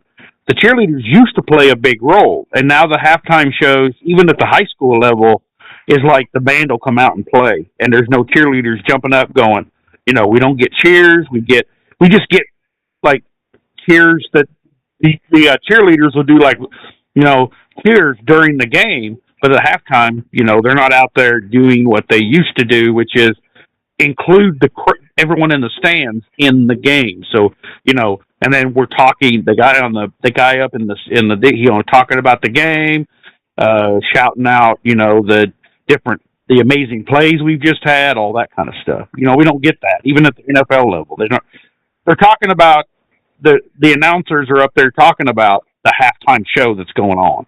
And it's like no one cares. Talk about football, talk about what needs to be done in the second half for each team, you know. I just don't care for at the pro level any kind of, you know, like, who cares? It's all a marketing tool, isn't it? I mean, when you hear about the advertisements going for billions of dollars just for 3 seconds or 3 minutes or whatever the time limit is, and it's like you just think, well, fuck me, why are you paying all that money? I know it's the most watched sport in the world. I mean, obviously Super Bowl is not bigger than the World Cup. Yeah. The World Cup is massive, absolutely fucking massive. I can understand Trump will be thinking, he's like, hey, World Cup, imagine what we could do to that marketing-wise, what we could sell, what revenue we can get out of that. And that's all he's fucking thinking of, because he's a money man. Trump just wants us to, Trump just thinks, I mean, Trump's a patriot. He thinks the American way is the best way, and he's trying to push that on everybody, and he's trying to he's basically trying, I mean, you look at the Greenland shit, I mean, you could see it, now the Hormuz Strait. He's just trying to make America receive, you know, trying to get us money and put Americanism in places when, you know, before we've always just stayed out of it. You know, of course, you know that, you know, we've let the interest, we've let, like, Iran, you know, they profited from that because that's their thing. Yeah. Hey, Nick. Yeah, Nick's just saying he's not looking forward to the World Cup. It's corporate America World Cup. Yeah. That's what it is. I hate saying it because I don't like bashing America. I love America. I love the people in America. I love the culture. I love everything about it. We watch American films here in the UK. You know, I'm going to tell you guys something that's true. when you are talking about Americanism coming in, you are not bashing America. We are you guys, and we feel the same way. We don't want when we watch the American Cup. I don't want to sit here and watch all this bullshit and adverts. And I don't like seeing them anywhere. None of us really do, but I mean that's the point. And I mean, you guys, I don't give a shit if you're from little village in Africa. You got your own view, and that's respected, and that's Yeah, can I say, it counts. I'm not going out of my way to go, oh, America's this, Yeah. America's that. It's corporate America. I mean, it's been America all I've ever known is Oh yeah. this America. America's always been louder than life. I mean, Yeah. the greatest film of all time, and I should actually be doing a review on it because I've got it. Team America. Yeah. Have you seen Team America? World Police? Fuck World Police. Is that what you're talking about? Fucking good. Yeah, that is funny because it's just it's awesome. So fucking good. America, yeah, yeah. Team America. No, that makes me laugh. Yeah, guaranteed. And I like the fucking day. Durka. Like that's it's like my God, that works. I loved that they couldn't get anybody to do the Matt Damon voice, so they just went Matt Damon. Yeah, Matt Damon. And it was just so much. It's so fucking good, man. Yeah. I do like it. Yeah, that coming out of America it makes me chuckle because it's like finally somebody gets it. And finally, this is what we talk about, us Brits. Yeah. We might be very sometimes, but we can laugh at ourselves. Look at our comedy films. We're laughing at ourselves. We know what we're doing. We don't mind. Oh, look, have you ever seen Four Lions? You need to I think I have. It's the Brits what go over and they become part of the Hiad. And they start blowing each other up, and they could try and take over the London Marathon, and it ends up disastrous. There's just one scene when they're in, I don't know, like Arab country or wherever they are, and he's got the bomb tied to him, and it's like he's pretending to be a suicide bomber. He trips and the bomb goes off. It doesn't even get to anywhere. He's not even supposed to fall over with the bomb on. Yeah. Oh, there he goes. Yeah. It's just such a good film. And it's like we just know how that works comedy wise. We can take the serious thing and go, right, let's flip it. Yeah. If we had Yorkshire lads who were Asian go and be a jihad. Yeah. Well, we can't, like, we have so much we can't do because of, like, offense, everybody gets offended. We don't give a shit. Yeah, that's what I mean. That's why the are out there trying to stop shit from happening. Most of us here in America don't give a shit. Like, we say what the fuck we want and we don't care. Well, but I mean, freedom of speech in America, you always had. Yeah. And that's we're supposed to have freedom of speech, but when a lot of our freedom of speech, the ones exercising it really shouldn't be exercising freedom of speech. We can't just we've got so much anger and hate in this country that and everybody's looking for the next war, and we're all just patiently waiting with our guns come on, somebody attack us, please. God, we're fucking bored. American made. The wars are made. Yeah. They're not accidental. Yeah. It's a well-known fucking fact that American arms get sold to the Iranians. Mm-hmm. It's all American weapons. It's all but it's our own shit. It's not there for their own. But listen. These are our arms we created. Everything we make has everything we make, we have a back door to destroy. So we know how to destroy the things we make and sell to people. So it's like, yeah, take that. You buy our shit. We'll shut it down. We'll just make it not work. Gulf War, 1980, the Gulf War. Reason why America pulled the troops after a week is because Saddam Hussein beat your ass. And I don't mean beating America in they had the army and they took you out. What they did is they burnt the oil fields what you went over for in the first place. Yeah, so you went over for the oil fields, and Saddam Hussein went, fuck you, dickheads, and he burnt them all. No, but listen, we went to Kuwait to liberate Kuwait. Then we said, fuck you, because you burn all our oil. Now we're going to take Iraq. So then we went into Iraq and went after Saddam Hussein. We just basically went over there to secure the oil fields in Kuwait. So Saddam Hussein said, fuck you, I'm just going to burn them all. And it's like, well, fuck you then. Now that you pissed us off and you took away our oil, we still got the oil. We're still getting oil out of Iraq. Watching, they used to do a show here in the UK, and they went over to the oil fields, and they were live in the oil fields as they were trying to put them out. And it's like, oh my God, what the fuck? What's this? Yeah. We're in the oil fields, and they're all ablaze. It was an amazing visual to watch. Yeah. But then you just realise the after effect is that oil prices here in the UK go fucking up. And that's what basically all what's happened is started a war with Iran, and all the oil prices have gone sky high because the transporters can't get through where they would normally get through because of the conflict. Yeah. And it just has a snowball effect. So nobody's winning at the minute, because we're all paying fucking ridiculous prices for shit what we shouldn't be paying. Well, see, the whole Iran war and the global economy, everybody else's economy, China's gone to shit, Eastern Europe's gone to shit, Russia's gone to shit.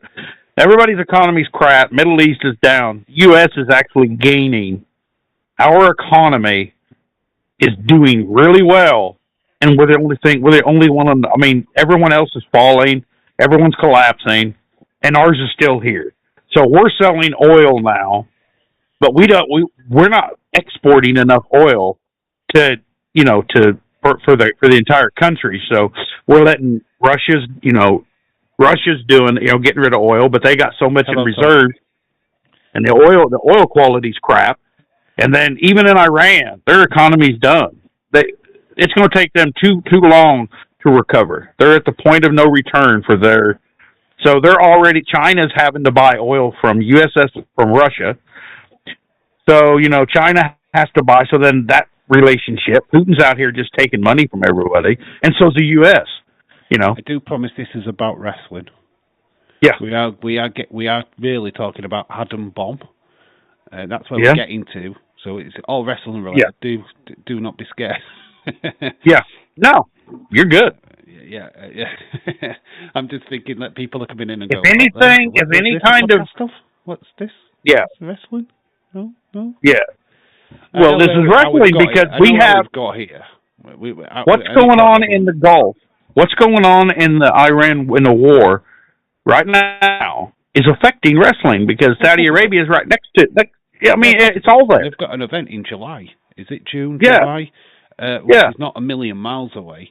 And they're going to be going over to Saudi Arabia. Right, in your opinion, do WWE say, no, we're not going because we care about our people? Or do you think we've got to go because Saudi Arabia are throwing money at us and they would be pissed off? Which is the right way of going around it? I know Saudi have paid a shit load of fucking money, right? And they have billions. But what is that cost to a life of people? What are on their crew? I mean, we're not just talking about wrestlers here. We're talking about cameramen. We're talking about production crew, riggers, like people like your company have been involved with transporting the rigging for these live events. It's people like that what are not per se known to us, the fans. Can I share something? To risk their lives because they're going out there a week or two, maybe even a month before the wrestlers and the rest of the big producers and stuff. It's the little guys what are going there first to drop all. That's like I've got to pick, like me personally, I've got to pick two of my drivers to send, which I already know who they'll be, but I got to pick those two, and then there's 175 drivers, just truck drivers, counting the two I got to send that are going to go over there for WWE contract because it's part of the contract. They got to go over there and drive their trucks over there. because the equipment's still got to be hauled. They still need, and then there's like shuttle drivers. Not all of them are truck drivers, but shuttle drivers. So, we're not using the local Saudi Arabian, shuttle drivers and stuff from the hotels and stuff to the events because, there's security issues and they don't want, to have someone infiltrated. As a guy and like a businessman, so to say, and these drivers that you're sending, you in your mind, I think, do I? I don't want to. No, I don't. I don't send them. Would I risk this contract because I want these people to stay? Yeah. And I don't want them hurt. Well, there's no question. Yeah, I would send I would go myself before I would send them, but that's not. HCAR, hello, shout out to you.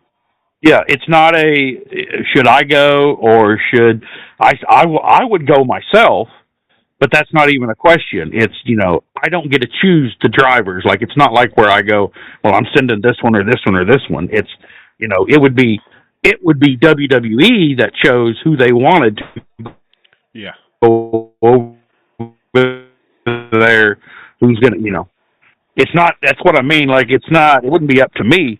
And as, from a business perspective, it's not up to anybody because they're going to choose who they want to go over there. Who's going to be, they want younger people. They want, people that aren't going to be, they're not going to want people who are going to be, I kind of get that. Yeah. I kind of get the reasoning, but even though it's, I don't hate saying this because it's going out of wrestling again, but there's that conversation that nerds have about Star Wars, right? Yeah. Do you have this Death Star in the original movie, which is full of people what are a part of the corporation? Yeah. They're all a part of the empire. They know what they signed up for. They know they're evil. They know what they're doing. But then when the Death Star gets blown up in part 6, which is Return of the Jedi, that's full of construction workers who have just signed a contract just to go and work on this Death Star. They've got nothing to do with the Empire whatsoever. They're just contractors. They're just going up there because they're getting money for their families. Did they deserve to die as much as what died in the first one? In the Death Star got blown up. Did they, when they signed the contracts, did they know what they was doing? Well, them bloody rebels. I hope they don't come when. Well, you look at the contracts themselves, and everybody's got multi-million-dollar life insurance policies. These are included in the contracts for just something simple as like if you're in catering and you're going to serve hot dogs. I mean, you're going to have a life insurance policy, and go over there. You're going to know exactly we got to get inoculated so we don't we don't pick up diseases because that's, a different part of the world, different part of the hemisphere. So, so we're going over there and, so there's different, so you have to get inoculated when you go over there to work because you're going to be in contact with people who carry different bacteria on their bodies anyway. So there's so much that's involved in that's within the contract, and then their pay, is like, well, they're going to make this much money, such and such money. So, then they're like, well, yeah, I want to make that money. And then if anything happens, they know that their family will be taken care of as far as the life insurance policy and stuff like that. But if you get abducted or if you get captured and then you're used as a pawn, well, I mean, the U.S. are they going to come after you? More likely, no. You're, because you're, even though, we've all seen that before where we've had, like, people used by these so-called militant groups, and they've stayed in, I mean, it's a classic case, like now we still have it with, what is it called now? Well, with the Israelis and Palestinians, there we go. Yeah. It's what's happening there, basically, where they've people captured, they're using them as pawns in this war. They're not going to release them until they get what they want, sort of thing. You know what I mean? And it's Israel can't do anything because if they do, that sacrifices the people who they hopefully were wanting to save in the first place. Well, the real problem isn't about getting nukes. No one's going to drop a bomb on Saudi Arabia or on the WWE event. It's going to be because they IRGC. They have cells, and they have people that have been living in Saudi Arabia or working at who they can activate. That's the real fear. And then all they got to do is take an American, take anybody, and just slit their throat, and then make a point. It's not about that's the real danger. That's the real danger. You've got to look at Manchester with the girls that just went to Ariana Grande, I think it was. They just went to watch a concert.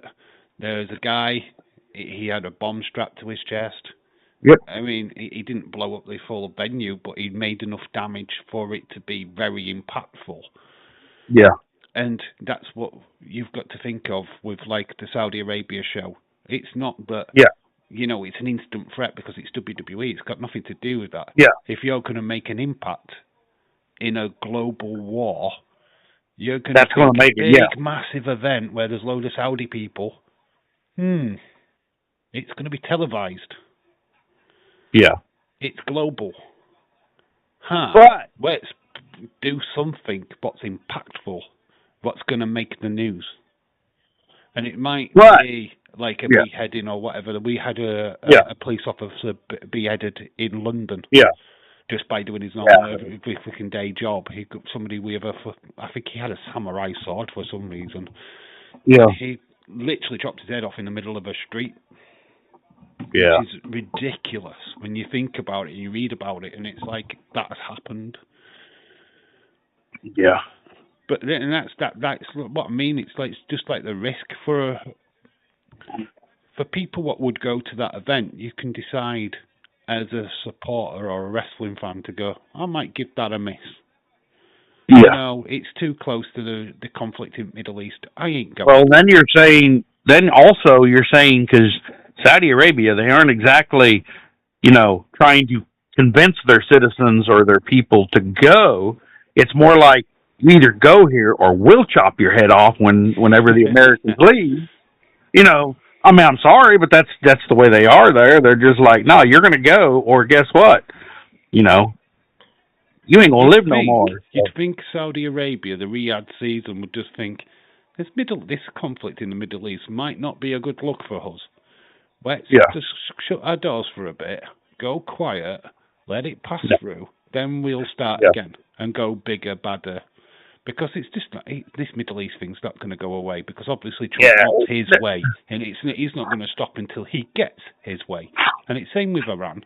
They're not going to stop until they get their way, or get at least something out of this what suits them. And that's what it always boils down to. So you're going to have this conflict. It might get resolved before the end of the year and we get to WrestleMania next year, and then Saudi can have their show. But with it being so close, you just cancel. Just go, right, they can afford to cancel. It's not like the Saudis are not rich. They can pull the plug on this and go, okay, we'll say public relations, because we're going to look bad if we do go ahead with this. I think they look bad for going ahead with it, personally. And the whole Riyadh season thing was about them building their public relation, making them look good. We're for the people. We're not tyrants like you think we are. But doing this event during this Middle East thing is kind of acting like that in a way, because you're willing to risk a lot of people's lives just for what? Yeah. Public image. It's all about money. Yeah, that's like public image. Fuck your public image. That's like what, 2 days ago? Keep people at home, keep everyone safe. That's what you should be doing. That's like Saudi Arabia. They restricted U.S. air so that we can't fly using U.S. or using Saudi Arabia airspace. But that's because they don't willing for the WWE to be personally taken to their country. Yeah. Dropped in by their own aeroplanes through their own aerospace privately. The only reason that Saudi Arabia said, okay, well, we don't want America, we don't want the USA, we don't want to give them our airspace to cover the Strait of Hormuz, is because Saudi Arabia opened up their pipeline to the coast of Saudi Arabia to go to bypass the strait, and they're selling their oil right now. They're selling it, but so you can go to the Saudi Arabia, which is beyond the strait, completely other side of Iran, and they're selling their oil for but they're producing news. We have yeah some news for Raw tomorrow night. Yay, wrestling. Jacob will take part in the Roman Reigns acknowledgement ceremony. So Roman Reigns said, "Are you going to be brave enough if you lose to come and acknowledge your tribal chief?" So apparently that's going down tomorrow. Plus we've got Brie and Paige got their call by the Judgment Day to be on the Raw. Vision versus Street Profits and Hendry all will be on Raw tomorrow. That won't be bad. I'm the werewolf's going to come out. It should be good.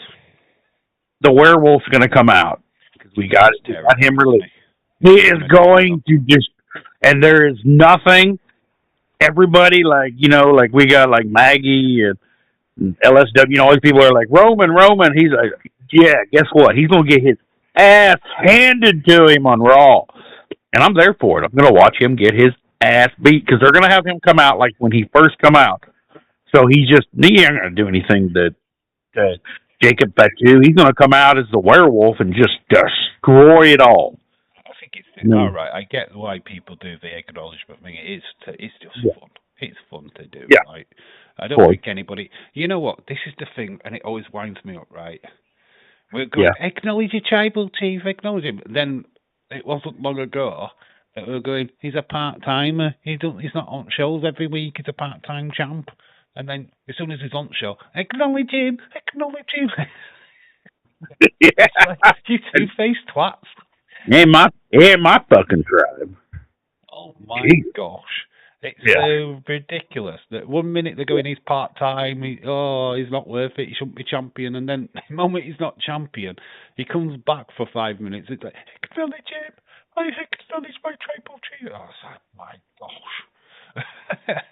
You know what I'm honestly thinking about as far as down the road is, I mean, you got Jacob Fatu, so he's going to be the werewolf with the Goozle or the Tongan Death Grip. So I'm like, yeah. And then you have Obafemi, who is a beast of himself. So what's going to happen? I want to watch that collision because we're going to get it. We're gonna we've got to be in a state of mind now where we're looking to the future of WWE and not sticking with the. I mean, Roman is a part timer, right? He's not sticking around forever. To be honest, Saudi Arabia, if WrestleMania goes ahead next year, they should be building to the only match any one of us really wants to happen before it can't happen ever, and that is Rock Roman. Yeah, that's what we should be building to. All of it is immaterial until then. Yeah, because that's the match we want. That is the only match what will make Saudi Arabia next year even watchable. If that match is not on that card, I think a lot of people will be just like, fuck it, we're not going to bother. Because it's the only match what will sell that entire event, that entire weekend. I don't know. We got a bunch of others like. We could do Seth versus. Shout out to you. Like you're gonna want like Seth versus Punk. You're gonna want that one. Have them go into a feud. They've talked about Saudi Arabia. Have talked about this being the mega card. Absolutely, the best WrestleMania ever. It's gonna be the fucking show of shows. You can't have the show of shows without The Rock versus Roman. You can't have the show of shows without the biggest teams, the biggest players. I mean, you already lost the likes of AJ Styles. You already lost the likes of Brock Lesnar. You've got then a year to build up Braun Breaker to be a megastar. You've got a year to make Gunter look like a boss. So whoever faces him at WrestleMania 43 is going to look amazing if they beat him, if you get what I mean. So we've got a lot of building to do, and these are the pathways now. Yeah, you think, we've got a year, we've got plenty of time. fucking WWE. Are you sure? Yeah. Yeah, you're talking Well, about WWE here. we got SummerSlam. Never mind a year We of can, booking. we can all pretty much predict, a path to SummerSlam. We know kind of what it's going to be, and then we're looking at we're like, well, okay, you got this pay per view, then you got all these shows. WWE is they overbook. They've overbooked. Yeah. I think they've overbooked again this time because we should be Yeah. looking at Clash in Italy, right? Yeah. We're a week before. We've got fucking Saturday night's main event. So, Yep. yeah, we're going to be starting the build for that and then go, well, what about Clash? What we're doing on that? Well, we've got Cody versus Gunter. All right, so what are you doing at main event again? We don't know. So it's kind of, you've got these events really close to it. If having 3 events in 1 month, I think is ridiculous. Yeah. They need to just... I remember WWE as a kid where we just had 4 pay-per-views in a year. And then we went to 1 a month, which is fine. We're doing these mega shows, which they're turning these like TV shows, which that's what all main event is. Saturday night's main event is just a glorified fucking TV show. Yeah, but they pack them on a fucking major network. That's all it is. And it's free. Oh, what free matches can we put on that? But the PLE would be fine if they didn't fuck it all up and change it, like right before it goes on, or try to stuff it. That's what's ruining it. You change it and then you mess up a storyline, or you do something that makes absolutely no sense, or have matches that don't make any sense because people want to have it. Everyone knows though that these European tours are glorified house shows. Yeah. You ain't getting a fucking major title change at Clash in Italy. You ain't getting fuck all. You're not getting out juicy out of that. It is, but paint by number event. We've done Clash in Scotland. We've done a Clash in Wales. We've done Clash here. We've done Clash there, and they've all been, they've been all right, but they've not been amazing. We're not being blown away by them because they've been tame. It's WWE on tour. It's like it used to be back in the day where whenever they did like the UK Rampage or anything like that, there was no title changes, so you got fuck all, basically. It was we're sticking Matt Jannetty against the Repo Man. We don't want to see that match. Why are you showing us that match for? Yeah. Do you know what I mean? So we're not going to get that much juiciness out of like Clash in Italy. It'll be a good show, don't get me wrong, but don't expect anything amazing. I think most people with Clash of Italy, and they're looking for, because we know Roman's leaving, so that's going to be kind of, we know that's going to be the thing, and then you got the Bills of Bloodline coming back, and I don't even know what they're doing with that, and who's going to be the leader of that, who's going to be, so you got Solo trying to be a good guy and help people, and he's trying to get Royce Keys, and he's trying to rebuild some sort of MFT, because he lost his guy. So he lost his body. Well, I don't feel like he lost anybody, to be fair.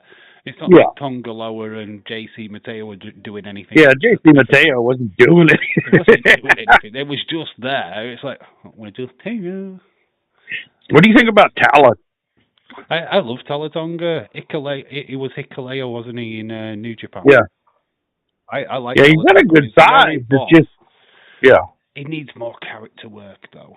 I'm not invested in him as a character. I mean, we could have done this with the Wyatt Six, right? We had an opportunity to have him and Eric Rowan fucking have a proper battle against each other. They could have fucking really sold this shit. And what do they do on SmackDown with like Tama Tonga? We got to see him being like vicious, and he started out, we went through. He's got history, so why is he the punk now? Why is Tama Tonga? Why is he a punk?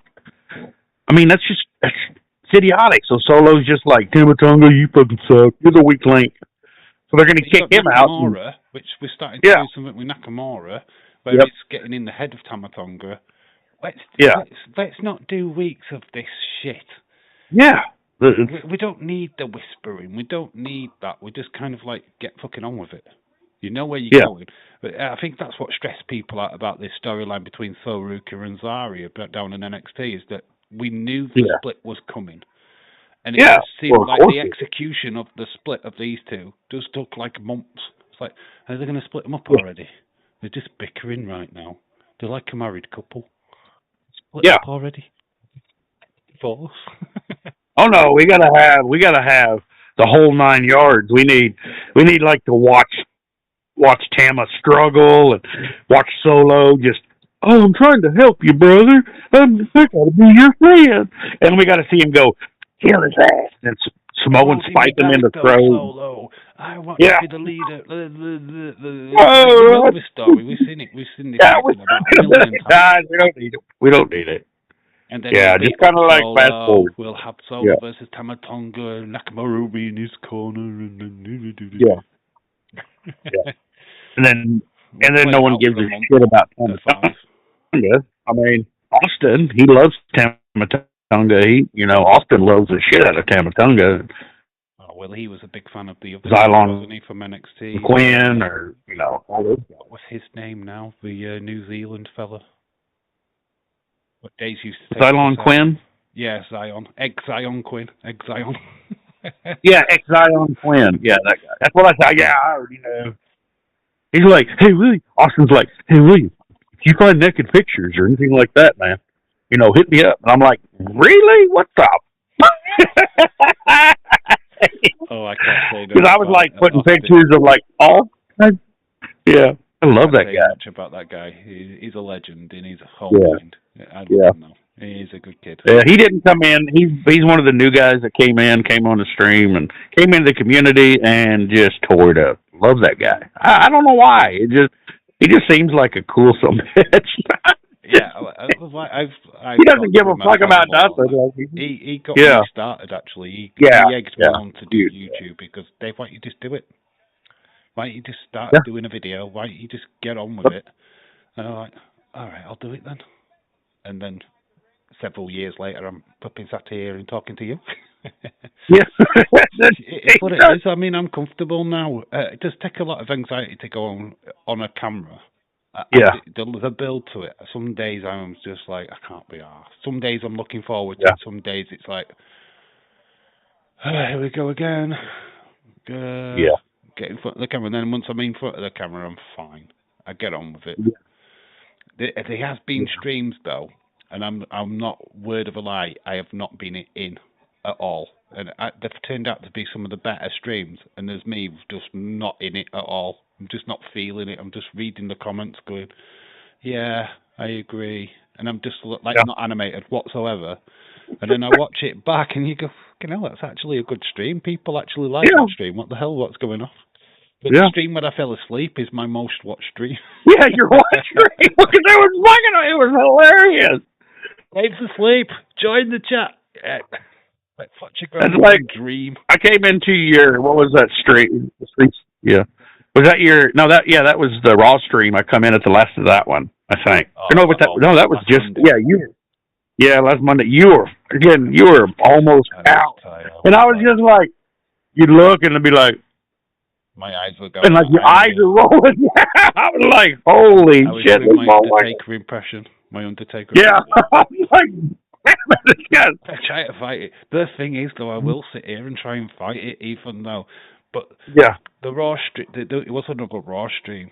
And it literally, I mean, it got taken down. I had to take it down because it got copyrighted. Yeah. And I just took it off the channel. I just thought, well, nobody's going to revisit that. Yeah. And it's literally nearly about 5 minutes of me hugging the mic. There's like my head down. All you can see is the beak of my hat. You can't see my face. And for 5 minutes, I was out cold. Yeah, you're just literally asleep. Wake up and like, I woke back up and like, we're still live. It was right at the end of the Monday Night Raw. So everybody's going, it sucked. Blah, blah, blah. The end of Raw. It was horrible. And I'm going, I don't know what you're on about. I just had Bailey come out of a cake naked. I could probably give you guys a pressure point hack. Like in trucking, like, the long hours, the setting and all that. If you take and put your, rub right here between your eyes, is right in here, and take your tongue and push it to the roof of your mouth, that clears your sinus, but it your equilibrium comes back. So if you're just like, and you're rubbing at the same time, you'll feel the lightness. All that heaviness will leave your head, and and then you'll be able to breathe through your nose and stuff. I mean, that's just a pressure point thing, and it actually does work. Now, it's not gonna. You're gonna have to get some sleep. When you're that tired, sleep's the only thing that's gonna work. Yeah, I have an hour and a half before I go live. I take myself off the bed before I go live. Yeah. If anybody's trying to talk to me beforehand, it's like, I'm not trying to be rude. It's like, you're talking to me. I need to sleep.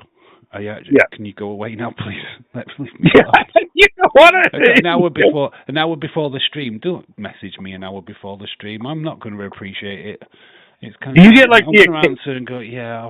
Can I talk to you in the live stream? Can I talk to you then? I want to. Yeah.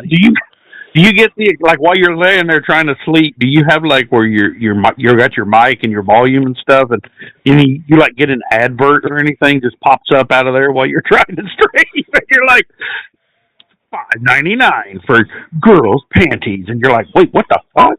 I'm trying to sleep. Fortunately enough, I've got notification open. What I'll do, thank God. Imagine email for flipping penis larger comes up. Yeah. It's like, Dave, your penis is larger. Results come through the post. What? Yeah. Penis. Damn it. Then you're doing the stream the whole night with that because you're asleep, so like your subconscious is still working, so you're just like, why do I keep thinking about penis enlargement this whole fucking time? What the hell? Why am I thinking about that? Because it's subliminal, like messaging. You talk to someone while they're asleep. I listen to a hell of a lot of shit when I fall asleep. I mean, I'm a fan guy. I put a fan on. I gotta have white noise. Yeah. I've done bad things in my life. White noise is a must. I've been a bad guy. I need the white noise so I can. I do listen to a lot of ASMR, to be honest. Yeah. I like raindrops on a windowsill. I kind of, I can just, you're zoning on it when you're falling asleep. Yeah. You can listen to that, and it's just, boom, you're out. If I let my mind run wild, I won't sleep. I like tonight, I know I've got to sleep because I've got work in the morning. I ain't sleeping. I will not get a wink of sleep tonight because I'll be turning around in the bed. I'll be waiting for my alarm to go off because I don't want to miss my alarm. So it's going to be a stressful night tonight. So I hate going on the first day shift. It's horrible.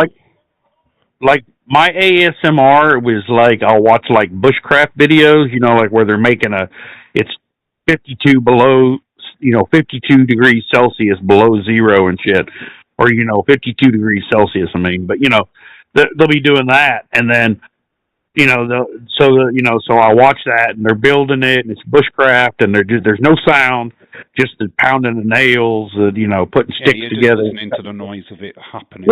Yeah, that's just what watching ASMR is. Yeah. That's all that it is. It's just the noise. It's like tapping on. Yeah, I'll do like 30 minutes. I'll do like 30 minutes or so. Click on a video, and I'm watching it, and then it slows everything down. I'm focused. All the noise in my head's gone. So then I turn the fan on, and then I just go to sleep, and I sleep like a baby. Yeah. I mean, there's other ASMRs though, where it's the girlfriend talking softly, she's wearing underwear. I mean, it's impossible to sleep watching that. Oh, so you're doing those kind of ASMR? You do them as well, and you're like just there going, I'm going to touch you on your leg now. I'm going to put you on your face. It's like you're going, I ain't falling asleep. I'm waiting for the nip to pop out again. Yeah, you can't watch that. I'm waiting for I just imagine what you need is to get a woman to go on there and just act like she's talking about her day. She just tells you about her day and about she would just be like Sandra on a shopping trip. I was like, I'm asleep.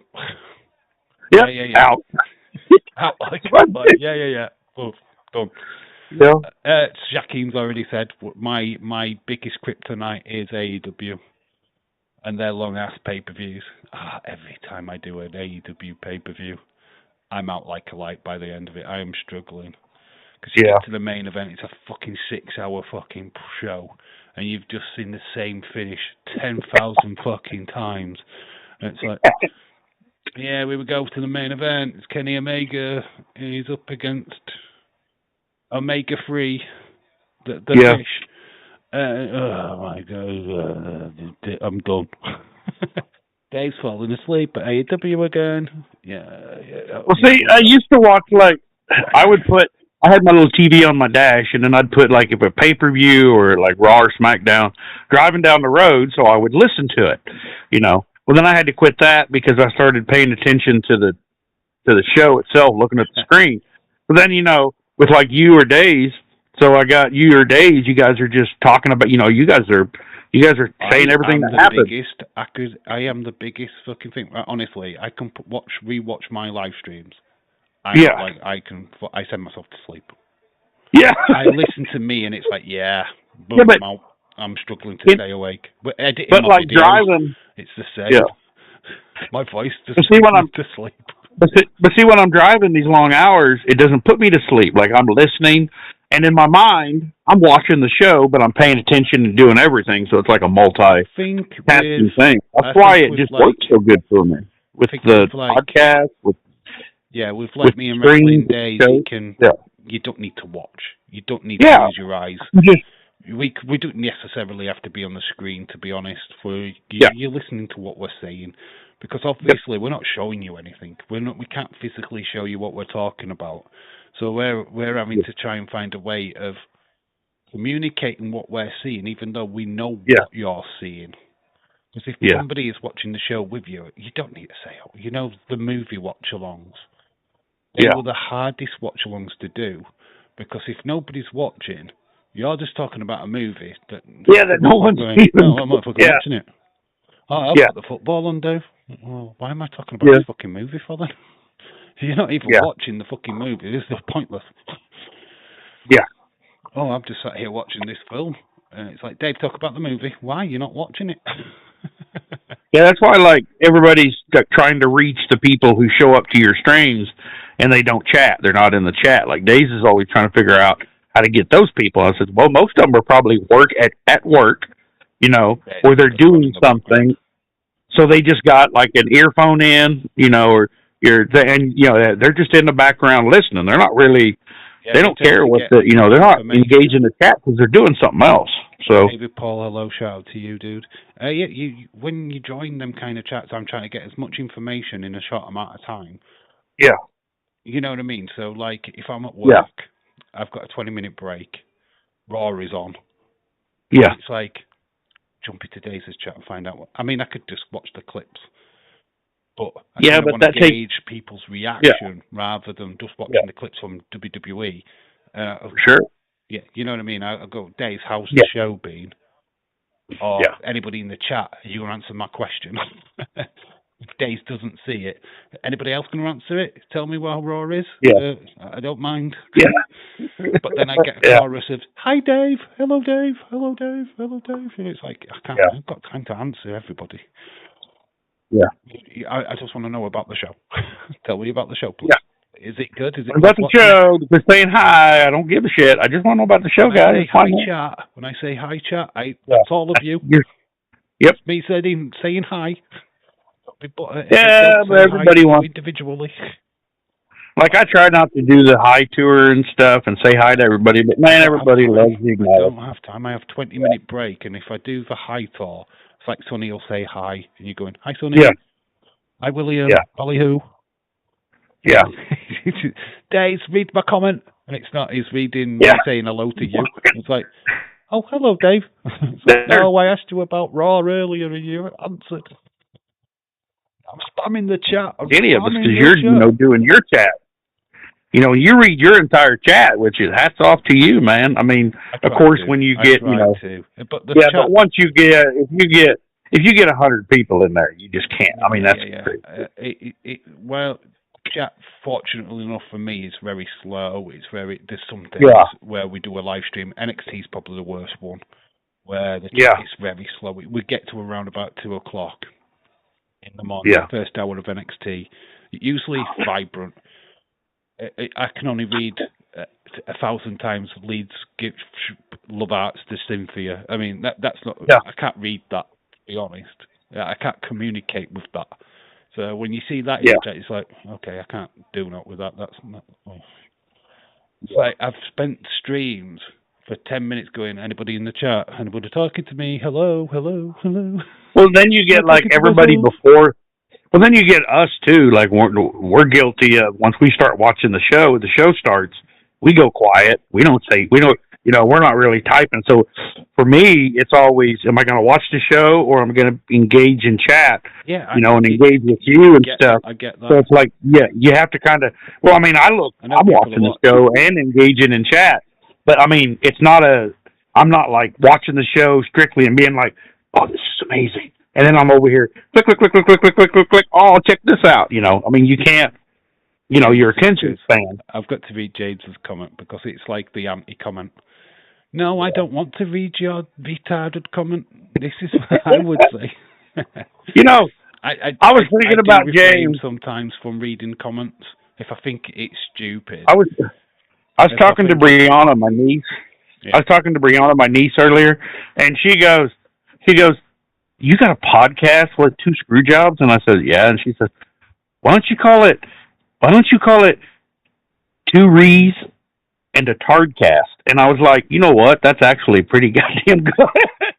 2 Rees and a podcast and a Tardcast. And I was like, thank you. I'll pass that on to Dave. That what you think of us. Your generation. She turned 12 years old. So Oh, my daughter would never watch this. She would never watch it. She'd burn in hell before watching it. She'd literally burn in hell. I'm so proud. I was like, oh my God. I'm not watching your live streams. She's a wrestling fan. She's got the monster drinks of CM Punk and stuff, and yeah. She's a super fan of her. She's a big fan of wrestling, and I'm like, well, I could get you, if you wanted to wrestle. And she's like, no. Her favorite female is Sasha Banks. That's her favorite, female wrestler. And Joe Hendry's her favorite male wrestler. You're like, I believe in Joe Hendry, and I'm like, I think my daughter, my daughter's wrestling relationship, right? This yeah. She associates WWE with Rhea Ripley. That's it. Yeah. Because she sees Rhea Ripley on her TikTok. It pops up on her TikTok page. So she's like, Dad, who's Rhea Ripley? Oh, right, she's blah, blah, blah, blah, blah. And she goes, okay. Well, and that's her wrestling knowledge right there. It's like, Rhea Ripley. Oh, she'll know the Joe Hendry song, but know nothing about Joe Hendry. Well, it's like, you know the song. Yeah. I'll sing the song to you. Yeah, I know that song. She'll know Kit Wilson's song. No idea who Kit Wilson is. Yeah. Well, I was trying to get her, I asked her about, because she's young, so I got my nieces and then my great nieces and stuff, and I'm like, well, what do you guys think about wrestling? And it says, well, all they ever talk about, and they're just like, we know Joe Hendry and Sasha Banks because of her blue hair. Not what Mercedes. I'm talking about Sasha Banks was like, that's one of the people they like, or the girl they like because of her blue hair. Well, the conversation now. My daughter will know more through hair. Oh, damn. You know what I mean? I couldn't do that. Yeah, no, I'm out.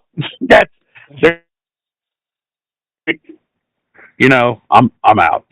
That's not. I don't even talk about music. That's cater now. Unfortunately, WWE is catered for that kind of audience. We can't do a 60-minute match now because the attention span of the average teenager is about 10 minutes.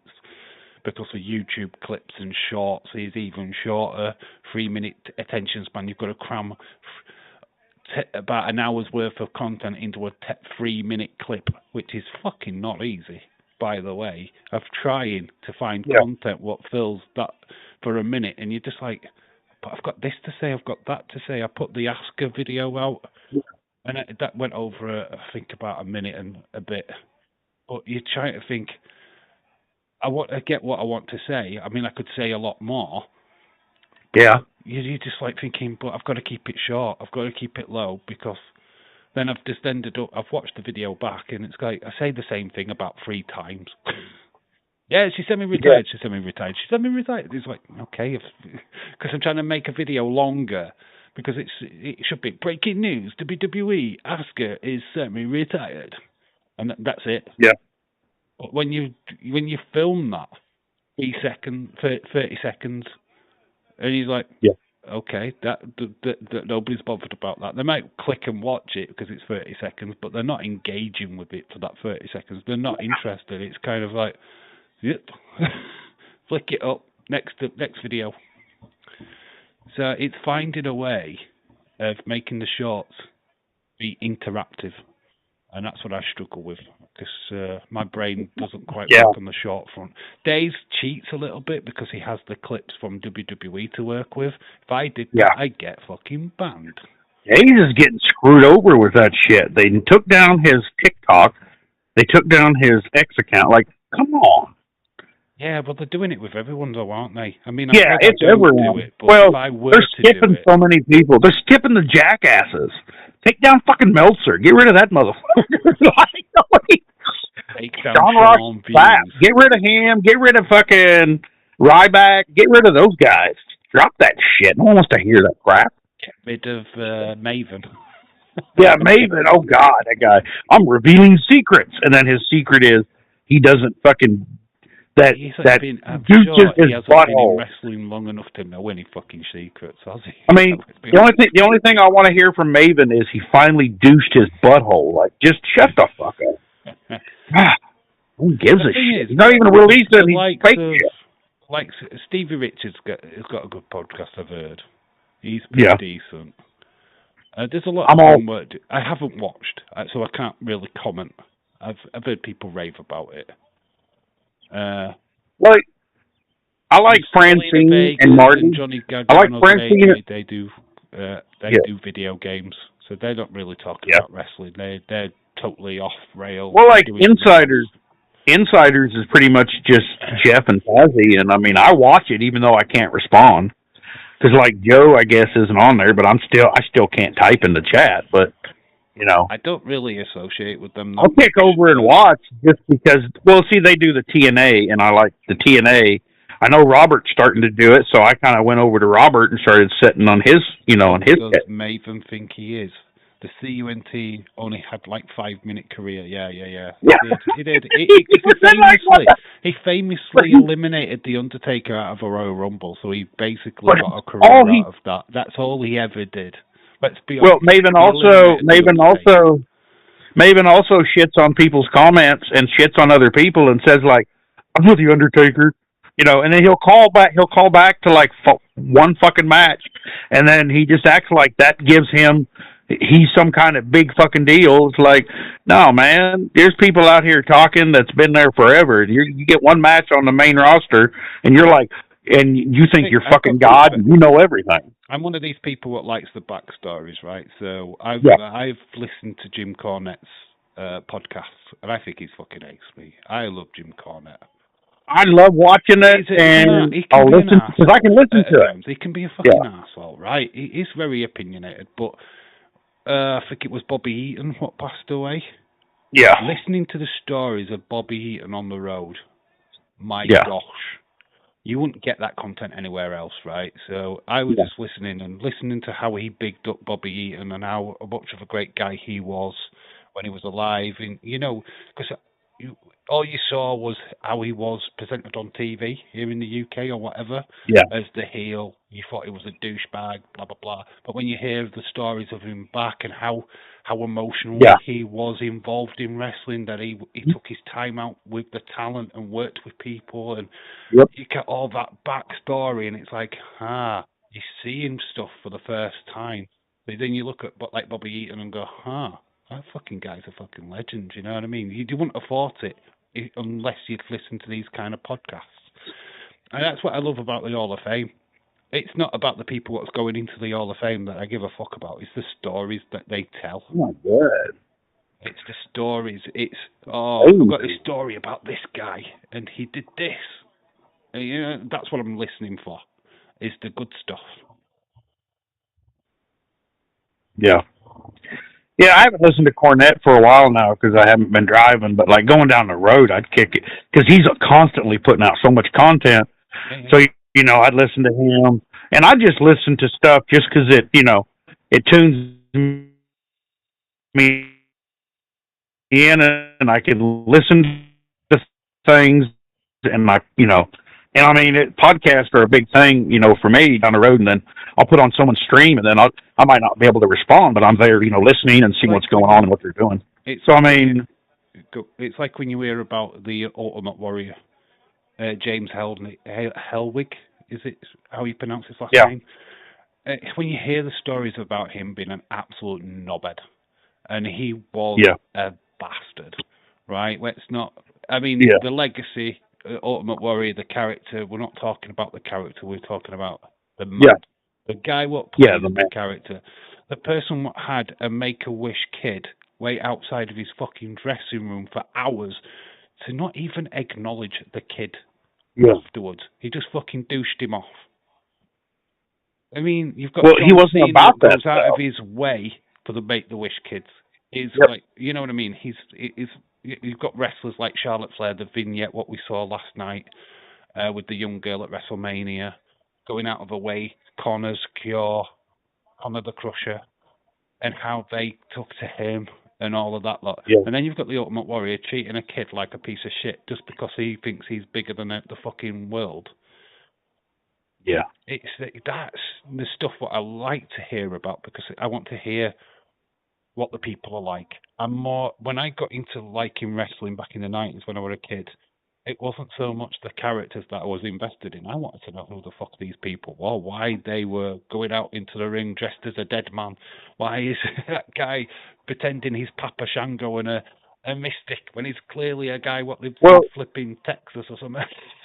Well, I mean, I pretty well knew, you pretty well know, who the person is, who the person behind them is.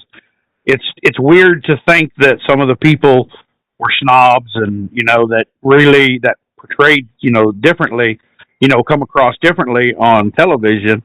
But I mean, for the most part, everybody's just down home. And, it used to be everybody who wrestled came from this area, which of course, they're all, those guys are more, I mean, they're more coming from California and Florida, or they're coming from overseas and stuff. So, I mean, it's just a different talent pool nowadays. Yeah. But I mean,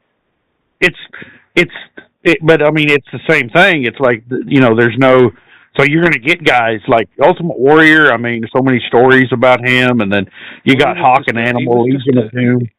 Him and Sting were just found on a fucking beach in fucking Florida or something, weren't they? They were just fucking these body guys. Sort of thing. Actually, Ultimate Warrior wrestled in Texas, which people don't know that. Well, he was in wrestling. Like you can ask Stone Cold Steve Austin if you want to go on there. There's this guy that just kept. He was when Ultimate Warrior first started out in wrestling.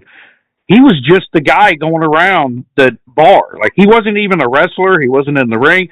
He just looked better than anybody that was in that ring. And if you want to go, that would be something that, you could talk to Steve Austin about, because he was around then, and he was around that.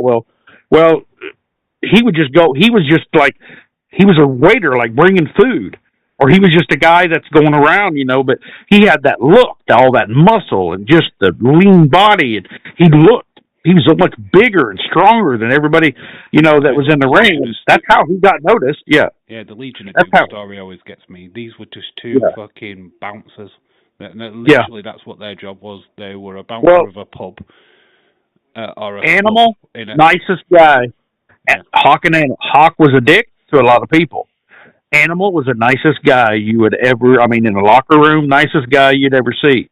Yeah, I'm talking about a lot of demons, though, didn't he? Hawk had a lot of demons, which they did play on, which I fucking hate that angle. Why they decided to use his drink problem as a fucking storyline was ridiculous. And they did the same with Scott Hall. Yeah. It's just like, why? It's not, you should be fucking moving away from that, not fucking playing on it. I mean, Hawk just had his demons, didn't he? I mean, the famous thing of 1992 SummerSlam. You watch that match again, and I didn't see it the first time. He was fucked. How he did that motor. Yeah, he was. He was fucking. He was loaded, man. He was fucking loaded. Because he missed his spots. He was in the ring when he wasn't meant to be. You could see he had no idea where he fucking was. How he managed to get through that match without seriously hurting anybody or himself was unbelievable. But you watch it back, and you can tell he's not there. He's just like getting in the way of Animal. He's missing his spots with I think they were in there with Money Inc. And yeah, he just looked fucking horrible. And it's like, reason why? He was fucking trolleyed. He was fucked. He was on drugs. He was on drink. He was fucking hammered. He didn't even know which planet he was on. Yeah. It's amazing. Well, when you look, with Legion of Doom, for me, when I was a kid, you know, shoulder pads, I play football, so the shoulder pads with spikes, you know, I was like, really that's badass. I think what really got that over was the Dusty Rhodes storyline, where the spike got him in the face.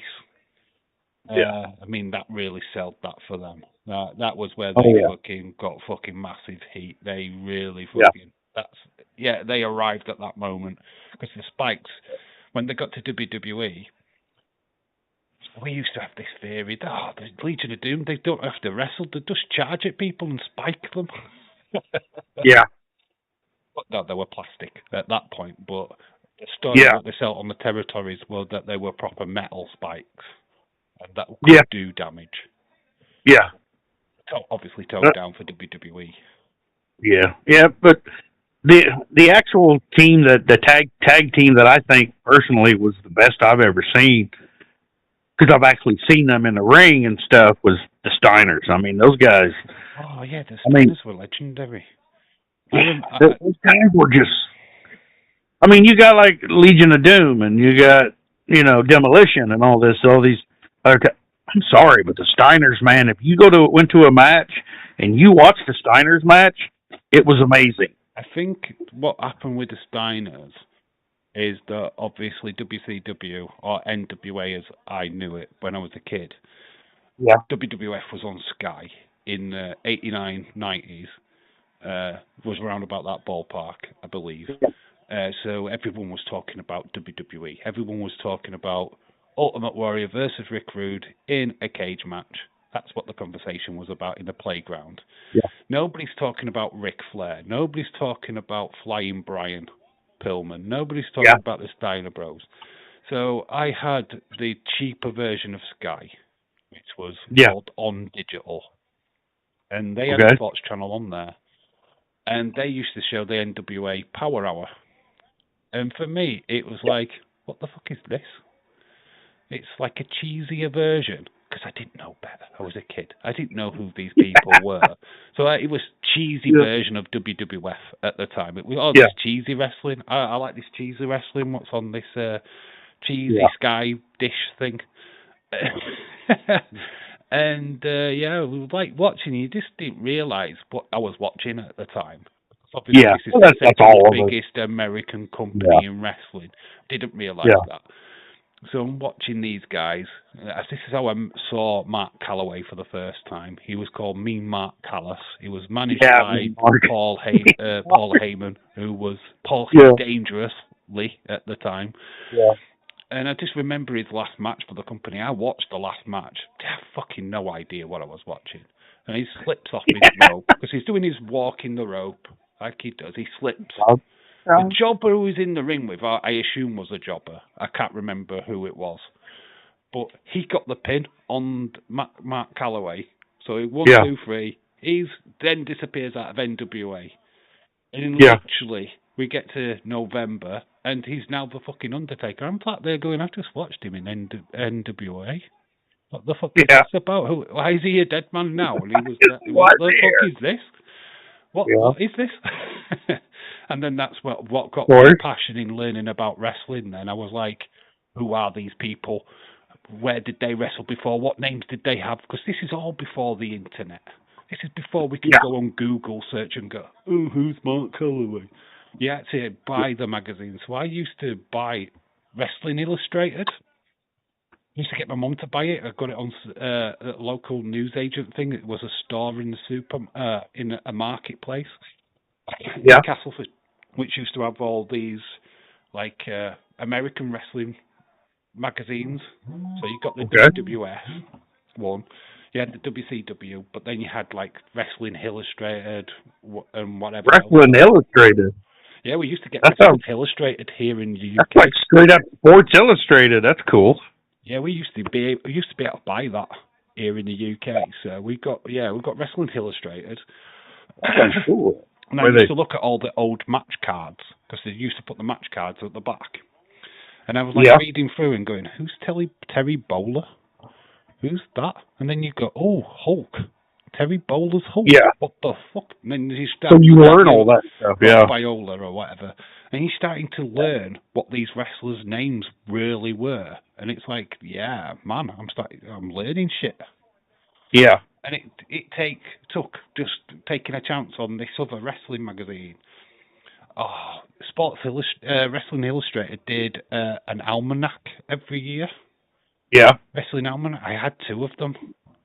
I don't know where they are now, but I did have them, and it used to give you all the secrets. Like all the back, 1,000 wrestlers for that year. You get all the match cards. Who wins this? Who won that? Who was this person in the mask? Blah blah blah. You just got everything in it. It was like the perfect almanac for a wrestling fan.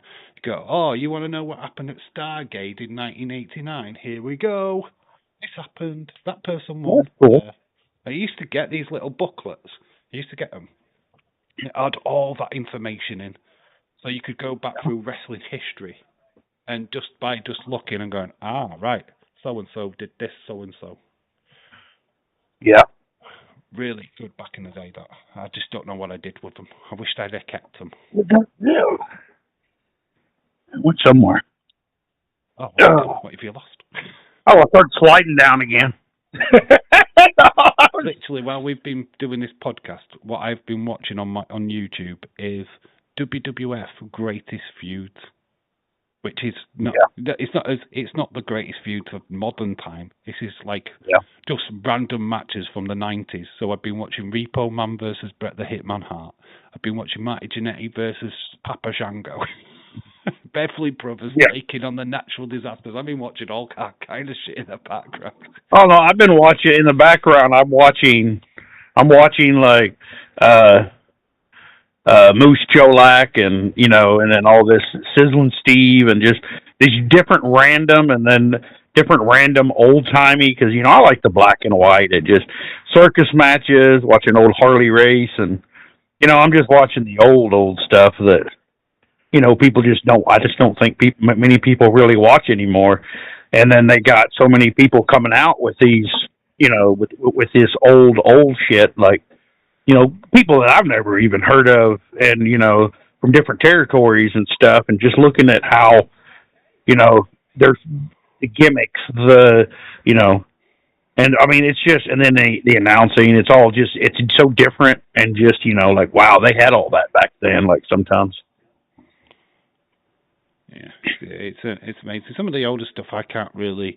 I do watch the old WrestleFests from time to time, or Stargate, because we didn't really watch WCW here in the UK. We didn't really get the pay-per-views and stuff. We used to rely on VHS tapes. Yeah. So now that they're all on YouTube, I've sat back and watched Ricky Steamboat back in WCW. And catching that era, which I've never seen. So there's a lot of pay-per-views I've kind of gone, Sting versus Ric Flair. I mean, what was the match now? It was Ric Flair versus Terry Funk in an Icon. Yeah, there was Flair versus Funk, and then, it was the best thing I'd seen. I'm what the fuck is this? Why have I never watched this? And I just think you guys in America would have watched it live and whatnot. Well, I like watching, I get stuck where I'll just be sitting at a shipper or something, and then I've went through and just been a lot of times I like the promos, so I'll just go on YouTube and click, best promos or just obscure or unfound, new upload, promos of different wrestlers at different times. I don't just stick to one specific. I want to watch this or this, this match, I'll go through, like, I'll watch new promos and indie promos, because I mean, it's just for a laugh. So, it's just fun for me to look at that kind of stuff. Yeah. Just got like streamers what are doing the ASUKA bit from last night.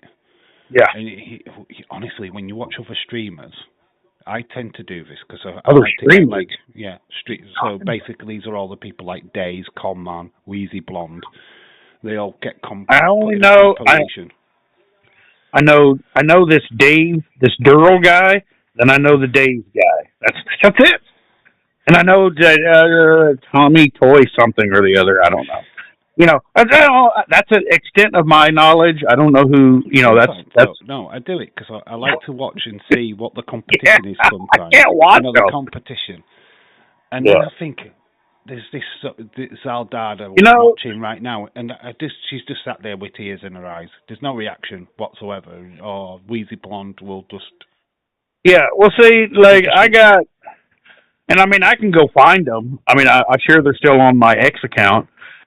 Somewhere along, they're from a long time ago. But I had Wheezy Blonde, ask me if I wanted to come to her chat and do what I do in like Daze's chat, and I'm like, no, why would I do that? You don't want me over there. Yeah, because obviously when the Insiders separated from Daze, obviously C Wrestling was a part of all that.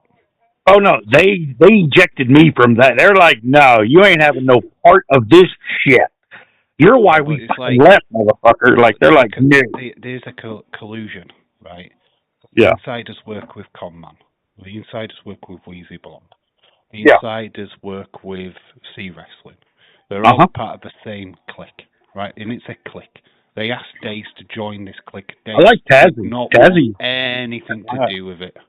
He wanted nothing to do with it. He said, no, I don't want to be a part of the clique. I want to do my own shit. Thank you. I don't want to collab with any of you guys.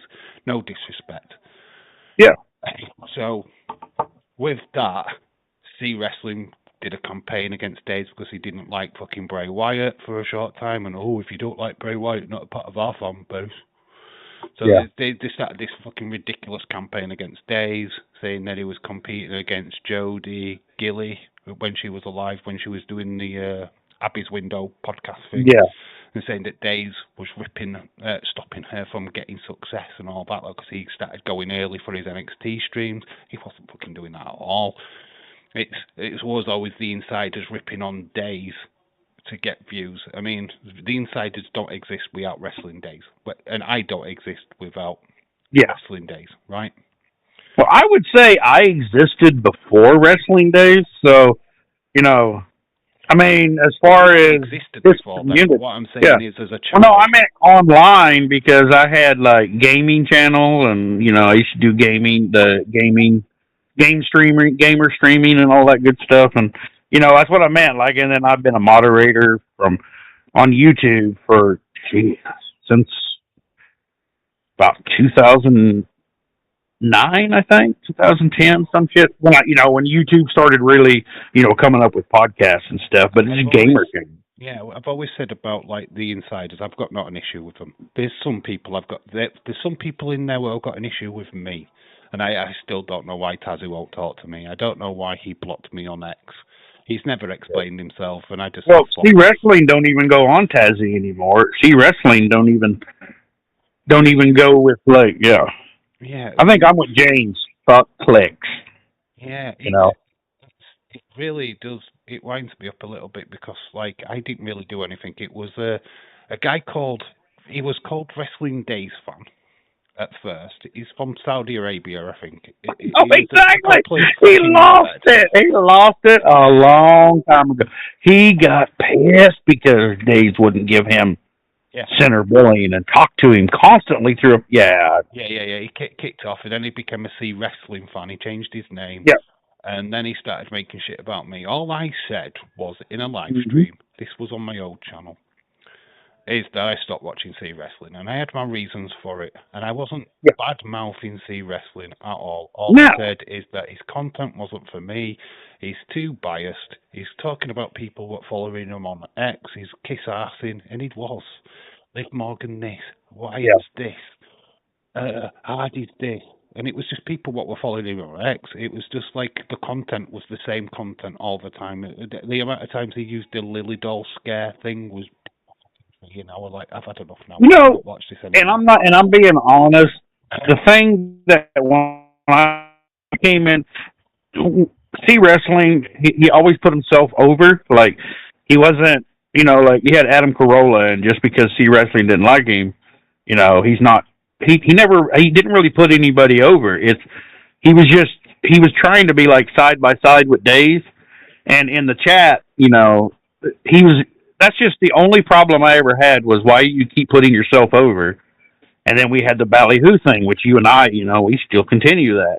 It's just, like it's just something that associated from the time when we were doing NWA. That's the only problem I ever had with C Wrestling is he was about himself. I'm not saying, no, he was good with people and he was nice to the people that he liked. That's the thing. When all this kicked off in his community and about me saying shit and all about that, he DM'd me and it was the most hypocritical load of bullshit I'd ever read in my life. Like, who are you? I don't care about you. You're not on my radar, sort of thing. And it's like, what the fuck are you? You're not on my fucking radar. Never mind, I'm not. You're not on my radar, mother. You know what I mean? It's like, I've stopped watching your content, and I've got a reason why I stopped watching your content. Why the fuck are you talking to me? Why have you? As I said, the only thing was that part. Like I had to, like he basically made it like where I had to pay homage to him to even be in a chat, which is a free chat room. That's why, when I see people ganging up on somebody in a chat, I'm like, hey, just let it go. Let them do their fucking thing. Apparently, I don't know how much of this is true, but the CNC wrestling actually means charity. That basically, when he lost his partner, he started dedicating his earnings to a charity. Basically, that's what I heard. But I used to call it cringe wrestling, just because I could, because I didn't really care. But apparently that's what it means. Well, he lives his life. I believe is true because I've never spoke to him since, and he's blocked me on X, and I don't give a fuck, to be quite honest with you. And it's not about bad mouthing people now. It's like, well, I don't know him personally, and we don't have, we don't have no. I thought it was all right. Relationship. I thought it was just. But I mean, hey, you do your thing, and you're good. I thought he was an all right dude, but then he started being a douche, and it was like, well, fuck you, then. Well, maybe if he lost, see, I didn't even know that was charity, or he lost somebody. Maybe that's why. Maybe that's why he changed like he did. I don't know. I mean, he started hiding behind, like he didn't come on camera. He did lose a partner, I think. Before. Well, that's bad. Now I just feel like a dick. Yeah, you do feel like that, but then I think when he's acting like a dick, like he did to me, the way it's kind of hard to fuck you, dude. Yeah, you don't get to fucking. Well, I'm here for a good time. I'm here to laugh, and I'm not here to have to follow someone else's rule. I'm not here to follow someone else's rules. I'm here to, that's what I'm here for. Yeah, like I was here to have a good time with Days, and then I started meeting everybody, and. I eventually, got to know everybody and, opened myself up and it wasn't such a dick to people. But, I mean, it took me a while. Conversations, William, I remember. I think I actually pulled you up because you were giving, I think it was Monica King and I. Yeah. And I just turned around and say, oh, dude, fucking calm down. It's a kid, Anyway, fucking Jesus, it's a kid. You were like, fucking calm down. Monica King's a child. And you were like, oh, right, okay. And then we got chatting, and you asked me a question, what the UK like, blah, blah, blah, blah, blah. And we just got talking that way. Yeah. And I got to know you a little bit better, because at first, you were a little bit like, you're a troublemaker. You're giving the mods a fucking hard time. And it was like, mate, just chill out. Fucking chill out, mate. You don't need to be fucking like that. Well, that's what I mean. Yeah, but... And I just, that's how our friendship started. Me and James, we just... And then I went... much fucking straight away. Oh, no, dude, I was a straight-up fucking troll. I was a straight-up fucking troll. And then I just come through the chat one day, and then Days just started talking to me, trying to get me to... Like, I was a straight... I mean, I went to his chats anyway, but I never really went into chat. So I came in like everybody else. So there's all these cliques, and there's all these standards of how you're supposed to be. And I was like, "Fuck you! I'm gonna be me. So y'all go fuck yourself." So I went extreme, and I was like, "Fuck you, fuck that," kiss my ass. You think you're gonna do something to me? And then I started hacking people and being a real dumbass. I eventually calmed the fuck down and quit doing stupid shit. But I mean, this comment is legendary. I was just here to call people CUNTs. about all that. That's Jesus' T-shirt. Call everyone a TNT and leave. That is the. I think I do. I think he's left. I think he's left chat by now. But he was giving Casey so much shit the other night, so I was like, I wasn't saying hi to King Yeti, on purpose, because he's like, "Hey guys, come on, someone acknowledge me, someone say something." Nobody was answering him or nothing, so I was just like looking, going, "All right, guy, guess what?" Anyways, hello, King Yeti. Yeah, I've been reading your text, and I've just been being a dick. Not really a dick, just like having fun because, enjoying the fact that nobody was saying hi, and you were just invisible. Yeah, but the thing is, though, when I first joined, right, it's fun fact, before I started talking to everybody, because I wouldn't fucking talk to anybody when I first started on Daze's channel, I was not interested in having conversations with the chat. I just wanted to win a fucking slam attack. When he did the Wheel of Fun? That's the only time I ever joined the chat, is, put the name of this person in, and I charge my phone up just to do it. Then I won't comment again. I'd just sit and watch the wrestling and just listen to Daze rabbit on. Yeah. And then I finally got the confidence to start writing in. I don't know how long it took for Daze to start acknowledging or reading the comments, because I was just trying to be a dick, I think. Trying to get him to laugh. And that's when me and Austin started that competition to get him to read his comments. Yeah. You know what I mean? We're scoring points. If he reads the full comment, you get 3 points. If he acknowledges you get 1 point. And the thing is, he was starting to read them messages without us actually proper commenting on what we were watching. So he'd read Austin gets 3 points, and he'd be like, thinking, "What the fuck is this?" Trying to figure it out. Watch his face, and he would be like scratching his head, going, "What have I just fucking read? What's going on between them two? What, Dave, you got 3 points there, Dave. He's just shouted you out." And he's like thinking, what the hell? And it's just me and Austin just having fun with the chat. We didn't really care about chatting to everybody else. We were just playing our little game.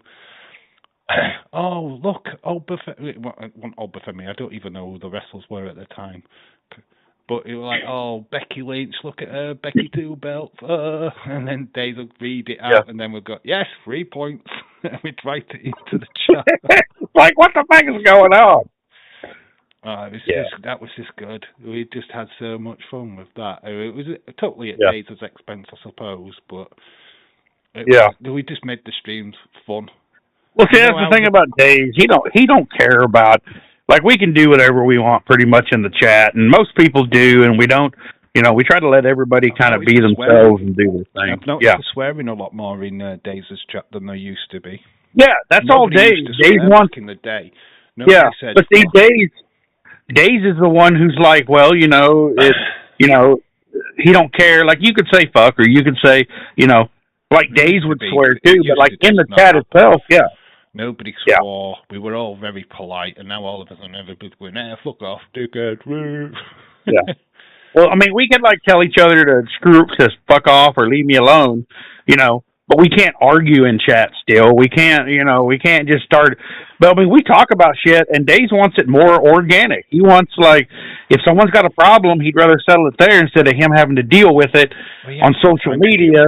He ain't got time to deal with that shit. To deal with it. So then,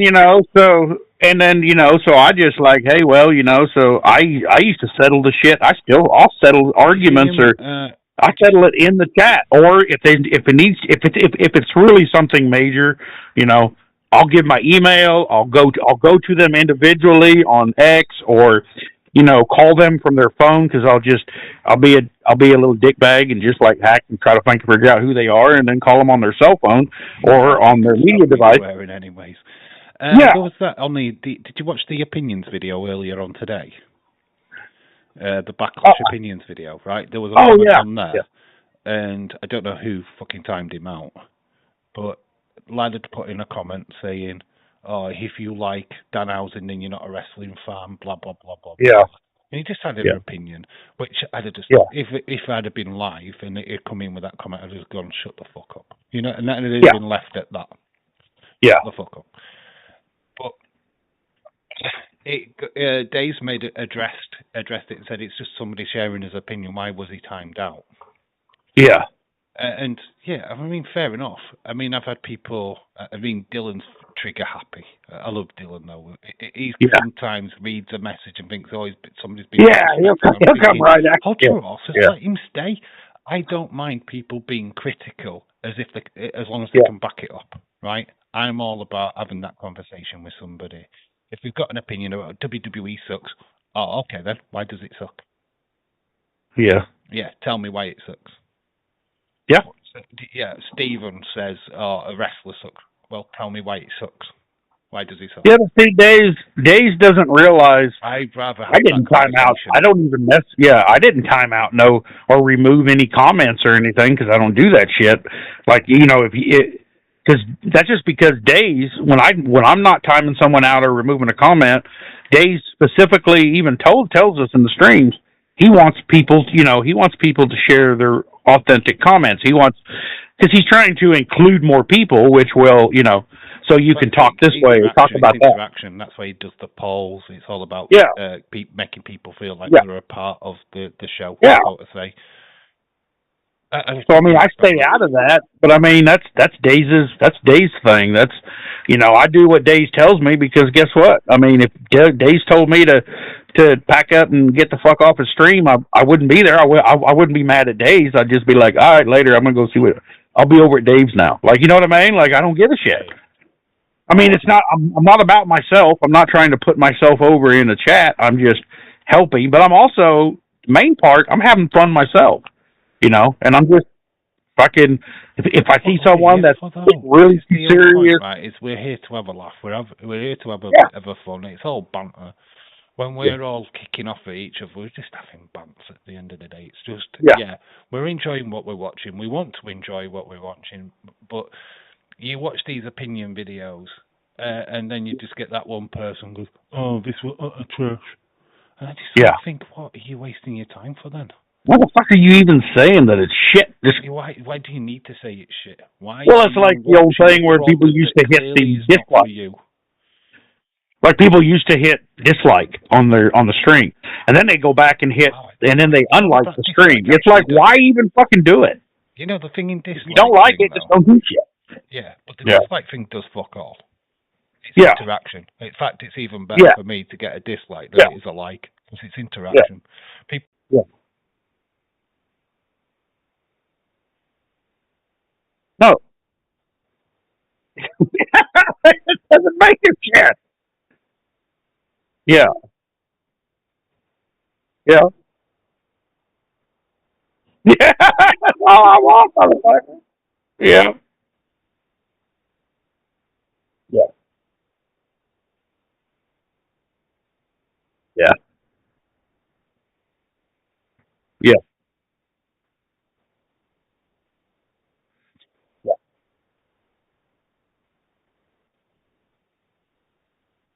Yeah.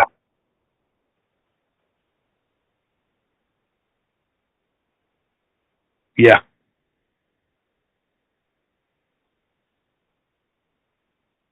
Yeah. So bad. People just can't be asked for anything. They're just like, am I muted? Muted? Yeah, I think Leeds is taking the piss. Oh. Dave, you can't hear Dave, you're muted. Yeah, they can't hear you. But can you guys hear me? I'm muted. The sound mic thing is on. I've been muted. Wait, can you guys hear? Can you hear me? Can you guys hear me still? Hey, why can you not hear me? I was born in a mine in the hills. I used to fuck all the goats and the chickens. I mean, can they still hear? How long have they not been hearing me? Sorry about that. Oh, I'm back. All right, I'm Yo, back, you're apparently. There must have been a moment where I dozed off. YouTube is not going to mute me. They're like, nah, we're not going to mute that motherfucker. He don't shut up. He just talking and talking and talking. Yeah, I got muted. YouTube's just muted me. Oh, You know? sick. YouTube's like, no, shut up, motherfucker. That's pretty bad. Maybe YouTube just loves me so much they just want to hear me talk. Can hear you now. That's all it is. Yeah. William. Well, I don't know. Maybe my mic, it just clicked off for 5 minutes. I don't know. How are you doing, by the way, James? Maybe I was too close to the mic. If you're too close to the mic, it will go off. Oh, yeah. Yeah, if you're too close, it clicks out. So maybe that's what happened. Maybe I'm too close. How are you doing, James? Like, really, I mean, I don't want to bother you and start, making, like, when in the chats, I want to type comments to you and just be an overall nuisance, of course. Are you doing all right? Like, can I start picking on you and, like, making up scenarios where you're involved and, just like weird dumb shit, or you just don't want to be fucked with right now. You just want to talk about wrestling. You can do what you want with James. He don't give a shit. Yeah. Well, I don't want to run him off. Like, I don't want to be a dick, but it's like I miss the, like the James telling people to fuck off, and like I want that. YouTube wants that William love. Well, if they want that love, then that's not PG. We got to try to. We are going to wrap it up in a couple of minutes because I do. Oh, need to. What? We could talk all night. I know we could. Good. Now what am I going to do? I might run to Walmart. I do need to run to Walmart and get some steel wool, I think. Yeah. I use that to clean like guns and knives and stuff. Streamed for 3 hours. No. Amazingly enough, we have been live for 3 hours. we're longer than the web. Oh my God, it is. Than the web. See for me, it's 4:24, and we started at like 1:34 or something like that. So yeah, it's 3 hours. No, 1:30. Yeah. Wow. We've covered absolutely everything. I think we've even covered what underwear. Yeah, just about everything. Tomorrow Raw. Yeah. Spectrum of stuff. Well, I mean, every week there's stuff to talk about, and I mean, there's life everywhere. So. Oh, you mean going over half an hour? Could do. We could go another half an hour. It's up to you, William. We can. I don't care. Let's go. I'm just trying to think of me and getting sleep for work, but it's okay. Yeah. I'll just stay awake. Nah, wait. No, we can't take Dave away from sleep. He needs that sleep. He's got to work. So, I mean... 4:30 in the morning, it's totally fine. You have to stay alive all night. Oh, just do it. Well, I think it's okay if you guys don't mind Dave taking a nap live on the podcast. We need the sleep podcast. You can take out. He's just going to shut it live. I'll just taking that nap. Yeah, I'll just ramble on about anything you guys want to talk about. Is there anything the chat wants to talk about? Like, if you guys are wanting us to go on and on, what do you guys want us to say? You guys got anything you want to ask? Actually, Q&A time. Ask any questions. Any questions you want answering from me and William. Or maybe even just William, because you don't get the opportunity to ask him that many questions. Yeah, you don't get to talk to me. You don't get to really ask me anything, and I'll give you... talk to me all the fucking time. I'm always fucking live. But... Yeah, I'm a dick and I'm exclusive. I'm exclusive content. I am exclusively. I don't go on. I could go on my channel. Pig Boy life that often. Yeah, you don't get Pig Boy. This is Pig Boy content. Boy content. William, I hear you. Thanks, Robert. Probably 10 hours later. Like an hour ago. Just put AEW. Yeah, he's going to sleep. I don't know. Depends on which match you're talking about there, James. Like, because there's some pretty good matches. Put some female wrestling on. I'll watch that. Yeah. And then as soon as like, I don't know, Kenny Omega comes on or the Young Bucks, I'm done. I'm like, I'm tired now. Who is the top female wrestler in AEW now? Like, who's the one regarded as? Oh, that's Breaker's down. Fakura. Is it? Fakira or whatever the. Yeah, the black-haired girl. Is she got black hair? She's is she Korean, Japanese sort of wrestler thing? Oh, I don't really I haven't watched it in so long. The high on Chris Statlander, the high on Jamie Hayter still. But yeah, it's all about that Thekla. Is it Thekla? Thekla, yeah. The spider Thekla? At the minute. She's the champion. Oh. That's a good question, Dylan. I really, as far as the Triple Mania, 2-day event, I think you're taking away from, that's kind of going to be billed as the American WrestleMania. That's what you're going to do. You're putting it there. So, you're kind of giving Americans and UK, people who don't want to have anything to do with the Saudi Arabia event, the WrestleMania for one of many reasons. And you're not taking away from SummerSlam, but you are kind of, that's kind of their way of maybe doing that. And I'm all for it. More fucking wrestling. Why the hell would I bitch about it? Yeah, the thing is about Triple Mania though, it is over 2 nights, but it's split up, right? Yeah. First night is Friday. Yeah. There's nothing on the Saturday, and then the second part is on the Sunday. So you have got a great big hole in between. I don't know if there's a WWE event in the middle of it. That's why they've done it that way. But obviously SmackDown was obviously on the Friday, so it'll be on after SmackDown. So you've got to be prepared to do a long-ass stream if you were going to stream it, which if I wasn't working, I couldn't do anyway, because I've got my daughter on the Saturday. Yeah. Sunday would all depend then on whether I was working on days or nights the next day. Yeah. Yeah. I do find that an hard one.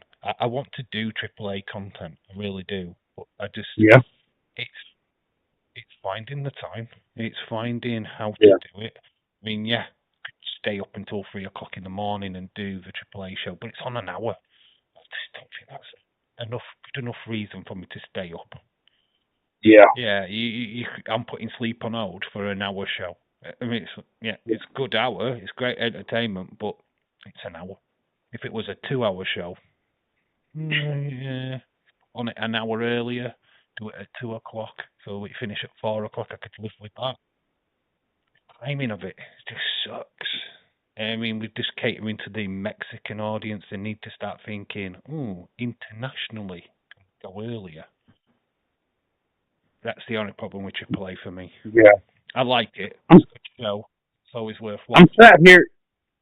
I'm sat here pondering King Yeti's question about my favorite fucking Power Ranger. And I can't really, I think it was wasn't it that turned into a big Power Ranger machine and they fought aliens or some shit? I can't remember. I know the Pink Ranger has to be a woman, so I'm going to say that because she's got tits. My favorite Power Ranger is, they're not Power Rangers, there's Skull and Hegball. The comedy act, the 2 screwballs, but try and fuck it up for the Power Rangers in normal school life. They're always wearing black. Yeah. There's the big. Oh no, I have no idea. I don't watch that shit. I'm not fucking 10 years old. I used to watch it back in the day when it first started. Do you realize? Yeah, I'm right. I'm 12. Right. The interesting fact though about Power Rangers, but it's not even Power Rangers. Oh yeah. Yeah, the TV show, what you watched in the 90s, the footage of the Rangers. Didn't watch it. Them. It's not fucking them. It's the show in Japan called Super Senpai. Oh, yeah, Super Senpai. Yeah, I remember hearing about that at the time. But see, I never watched. I never gave a fuck about that. The only bit where they're the Rangers is when they're in normal clothes. Yeah. Right? Every time you saw them in action against each other. See, Bulk and Skull, Bulk. At that time, I was in high school, freshman year. I'm trying to get pussy, so I'm not really I'm gonna watch the Power Rangers because I'm a fucking nerd. No, I'm playing football. I got so much athletic shit going on. I got weightlifting, running. After school, and then the girls. I'm sorry. I just no. You have to explain yourself. It's just I was all athletic and you know, and then parties, and then trying to get girls, every girl I could ever see, you know, always trying to get like a supermodel. Like I was like, I'm going to fuck a supermodel, like Rebecca Romaine. I was wanting, like, she was hot. Rachel Hunter. Yeah, I know. Yeah. And Rachel Hunter, and, you know, and then what was her name? She was on the Loaded Weapon movie, the comedy with Emilio Estevez. I forgot her name. I know supermodel. I know. Yeah. I always think of her as Kelly. Yeah, I always think of her as Kelly because they was so much hot. And then, you know, I had wrestling, so, you know, it's like you spread yourself. So, like, most time was just wrestling and then sports and all up my own ass. You know, so I'm doing everything that makes me feel good. So I'm drunk. I'm, you know, running around with friends, kids, you know, all that shit. Yeah, well, the Power Rangers for me, it was the transition between being a kid and, you know, coming into teenage years and all that. Oh, for me, that was like fun. So what I mean is I know what you're going to say about Thundercats and shit like that, but what I'm saying is, you fucking knew Thundercats would Thundercats would kick fucking Power Rangers ass, and I don't care about the karate bullshit. Fucking Thundercats. No. We'll get to that in a minute because we will talk about cartoons in a minute. What I'm saying is, Power Rangers, it wasn't good. It was cheesy, and that is what we fucking loved about it as kids, right? Yeah. When we got back to the playground at school, when it was dinner time or break time, whatever, it wasn't. We weren't talking. Oh, Power Rangers is cool. Oh my gosh, Megazord, doing all that shit. We're doing it because we were ridiculing it. We know it was pathetic. Yeah, we knew how. We made fun of everything. We didn't care what it was. We even made fun of Tony Hawk with his stupid skateboard. Oh, we did. We made fun of. Made fun of everything. It didn't matter what it was. We made fun of it. We had tractor pulls in America. Had tractor pulls. You know what we had of Tony Hawk is a fucking video game. Yeah. Have you got that Tony Hawk video game? Oh my gosh. Who's this fuck? Who he was. It's like, who the fuck is there? Some guy with a skateboard, yeah. Dude with skateboard. It's Tony Hawk. He's the best skateboarder ever. No shows in the UK were showing you fucking Tony Hawk. And especially at a time where there was no internet, there was no YouTube, so you couldn't YouTube him and go, oh my god, it's amazing. We just had this fucking game, which, Tony Hawk, he's got a skateboard. Okay. He's good, isn't he? On the video game, because we can play him and make him move. Well, we had the snow ski board and shit where, you know, they ramp off and we just love to make them crash into shit and just nosedive them, and, you know, they get injured. And then they turn and roll and they wreck, and it's like, ha, fuck you, Tony Hawk. You know, we used to do that all the time. My first encounters of, like, GTS, I remember being, I was drunk. I'd gone round to this bird's house. I remember waking up the next day. Somebody's playing GTS. I can't remember which one. It might have been Vice City. I don't really care. Oh, GTA, you mean? GTA, sorry, whatever. Yeah. That's what my gaming knowledge is. GTA 5, like 12, 13 years. He's playing on this game. He's got this car flying about. It's just, I spent so much time on that game just cutting up and beating up ways to kill hookers. And then you get them in a car, and they're like, "Oh yeah, you're sitting beside each other." Was driving this car above the cityscape. I was like, "What are you doing?" I'm playing GTA, and I'm like driving this car. I'm like, well, why are you driving the car? Because I can. That doesn't sound like fun. It doesn't look like fun. I'm like, it's all about driving this car over this building. Yeah. Why are you doing that? Because I've got a cheat code. Right, that's fun. I'm gonna go now. Just your sister. Me, an Irish accident or accident, an Irish accent. That is an accident. If I even. I'm good at the Australian. Can William do an Irish accent? Apparently, no, he cannot. No, I can do it. Let's see if I can. I gotta try to figure. I gotta think of in my head. I gotta think of when it comes to Lucky Charms, and I think I'm just gonna offend every Irish person. I get into an Irish accent. Let me give you a clip, a tip. We had an advertisement here in the UK for Murphy's Lager, which is Irish lager. Yeah. And they used to tagline was, like my Murphy's, I'm not bitter. Right? Okay. So that's the English version of it. But obviously it was in Irish. So, like my Murphy's, I'm not bitter. Like me Murphy's, I'm not bitter. That's what you're gonna. You know what? You nearly got it. You nearly got I it. know. You did go Indian halfway through, though. Yeah. You did go Indian. You went full on chapatis halfway through. Yeah, but you gotta be a leprechaun. Oh, matey! Oh, matey! I just won. I'm screwed. Gold. You have to be gold, and with Lucky Charms. The balls is soft. All right, William. I want you to do a Scouse accent. Okay. Liverpool. Right. Here's how you do it. Kenny Cook.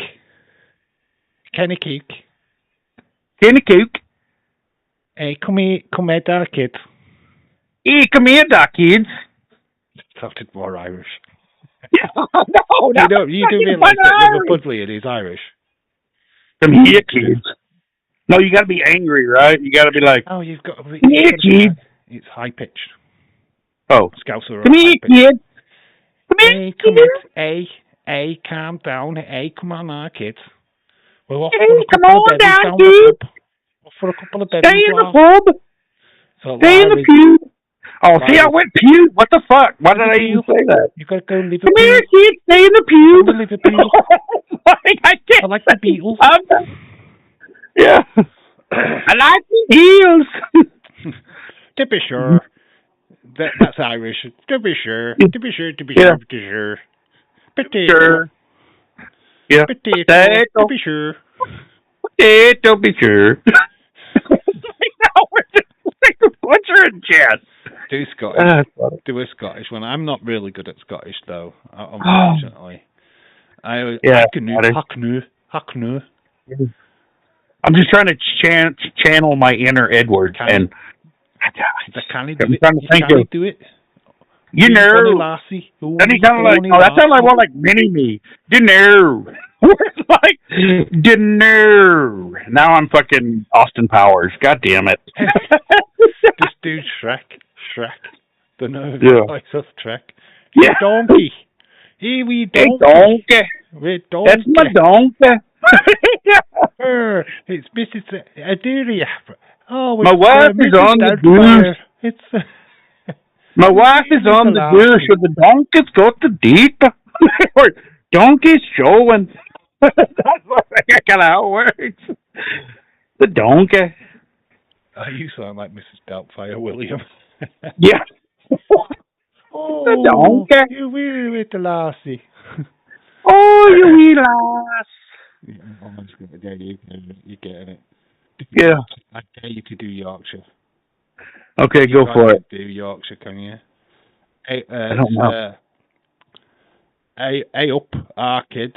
Hey up, lad. I've got me cat flap cap and my whippet. I got my cat flop and my whippet. It's too Irish. I can't get away from it now. Stuck in fucking Irish. Yeah. My accent's right now it's not strong. I can feel like it's not strong, but when I'm out and I go to like Barnsley with my daughter and I start talking, and it's like the full Yorkshire comes out and I can hear myself and it's like, oh my gosh. I don't think I talk Yorkshire until I'm with Yorkshire people and then I go, oh shit. Nah then we don't say tea, right, in Yorkshire. We don't say tea. So die. Now then. Yeah. Now then. What's time on your cock? Now then, what's the time on your cock? Do you know what that means? Do you know what time on your cock means? On your cock. What's time on your cock? What's the time on your cock? I can't say the L. What's time on your clock?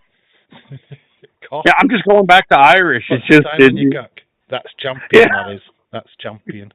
E by go. Yeah. E-bike gun, can your belly touch your bum? E-bike gun, can your belly touch your bum? How was that? Was that close? No. Not even close. You've got to no. think, Sean. I think I'm trying to like. It's just no. It's no. Water. Nor. Water. Water. Or if you do water, it's water. Fluor. Yeah, like instead of water, like I always try to go like water. You know, it's water, but it's actually that's London. Yeah, that's Mary Poppins. Yeah, it's like, but that's where please put a glass of water. Can I have some water? You know, a bottle of water. Like then you go to America and okay, say call water how we call it down here. It's water, just like water. WADDER. So it's not water. We call it water. Lose the T. Water. It's a D. It's a D, not a T. Water. Water. Spell it like WAUD, like wad. No. You're trying to put your water. I am water. Yeah. Water. No, you lose the T. The T is a D. No, it isn't, because water is how you spell water in the UK is WATER. No, that's how water is spelled here. I'm talking about pronunciation. We say we water. Pronounce it how we say it. Yeah, but we pronounce it people do. Water. But we say water. Like wa. We go water. Water. What's water? Yeah, you got to curl your tongue for the R. That's what I mean. Like, it's lazy. Okay, stop moving your tongue. Talk without using your tongue. Pull your tongue out and talk. Water. It's water. Well, yeah. Yeah, like, just be like, yeah, and not pronounce it. It's just lazy. They don't lazy. All right. No, I said we are. We are. We're lazy now. We're just like water. You know, it's like Australia. You complicate things, me personally. I think you complicate a lot of the languages. Caribbean. Well, like Caribbean. We got like teachers here. Like teachers from this area will go abroad and they'll go out East Coast or West Coast or they come here and they will yell. Think about it. Kids here, and then a teacher's yelling at them. No, say water, and then they're like water. And the teacher, so the teacher's trying to get them to pronounce it, but all they say is, "No, I know how to say water. I know what it's H2O. I know what water is." So then they're just like water, and we're just like water. We know what water is, bitch. I think it's language, isn't it? We're lazy. Yorkshire people are lazy. Yeah. We'll find a way of saying something that now then, which is now then. Why would we use that? As I would have thought no then, like you said no then, like now then. And it is now then. How are you? So by the way, how are you? So now then. Yeah. We abbreviate. We completely bypass the actual contents of the conversation. We just fucking butcher. We just butcher your language. We just butcher it over here. We just don't give a shit. We do it on purpose. We're like, fucking tea, motherfuckers. You made us spill all that tea. Now we're stuck with this bullshit tea. It tastes like shit. You took all our good tea. No, you made it cold. That's what you guys did. You took the concept of tea and went, "Oh, we'll do it cold instead." we even have cold. Yeah, but we have cold brew tea as well. So we brew it cold. We're like, fuck you. We're not even try using a kettle. No, we're fucking lazy. We just turn the faucet on, boom. I've seen in pour your fucking tea bag. Put your tea bag in and wait about 5 minutes. I've seen this in America. The TikToks. Americans not having a kettle, right? And they put the fucking the water in the tea in the pot with the tea, and they put it in the fucking microwave. Yeah. Why? Well, you can just take the hot water from our sink and put tea bags in it and leave it in your sink, and just the hot water from the tea, and then just let it set. Or we make sun tea where we leave it out in the sun in a clear, clear. Here in the UK. You would seriously have stomachache if you drank hot water from the tap. Yeah, but here we got we got a shitload of fluoride. That's why our teeth are better, because we put fluoride in our fucking water. We put so much of it, it ruins the taste. So then we got to add taste or add minerals to make the water taste like water again. But that's why, that's what we do. We just put tons of fucking fluoride in it. That's how we treat our water over here. Oh my gosh. Yeah. It's just like, right, the word that really bugs me, well, there's two words, what Americans use. And I can't get my head around it, right? I hate how you emphasise the I. Where did that come from? Semi. And you go, semi! Australians do it as well. Where's semi? Yeah. What is that? Yeah. Semi? Why are you pronouncing the I for? Well, like semi-retired, semi-truck, So that's just the way it's pronounced. We're going to the semi-finals. You fucking hear that? I said pronounced. That's how it's pronounced. Like in the valley where, that stuff. It's so weird that you pronounce the I. I find it really weird how you do that. Semi. Well, like if you get a chub, or if you get like semi on. Like if you get like a semi chub, or we call it a semi. We call that a semi. Yeah, but that's it's when you're That's a semi. It's a semi-detached house. But you don't say, oh hey honey, come in here real quick. I got a semi. We say, hey honey, come on in here. I got a semi. It's not a massive and we're like, yes, it's coming up. Let's go, hit it. Let's get this over with before. Let's fucking use this while it's here. We do that. We call that a semi. Right. We call Nike, right? You call it Nike. It's Nike. Yeah. No, it's Nike. Yeah, but I don't think I've ever heard anyone use Nike. No, you won't. Give me a Americans always have used Nike, right? You've always said Nike, right? That is how you say it. But in the UK, we call it Nike. Yeah. So, but is that offensive to shoes, though? To that. So, reason why but doesn't Nike sound like it's like a racial slur? No. Nike sounds like your racial slur to a shoe. It's like night. Like Third Reich. Anti-Nazi and stuff. So we're like Third Reich, Nike. So maybe that's I don't know. That's probably why. So that's why we say Nike. Right. So, come on, I'm trying to get you an answer. I know. I'm listening. Right. So we say Nike, right? So we've got a name here in the UK, and you guys have used it before because it's also American. Mike. Yeah. Right? So in your terminology and how you say things, Mike is now Mikey, and it's not even spelt that way. Yeah. Do you get it? Yeah. So Mike, which is M-I-K-E, what I'm hearing is in America we need Mikey. A revolution on YouTube. Instead of asking for a like, you would rather us ask for a likey, like it's an award, right? Why don't we say call likey then? That makes sense.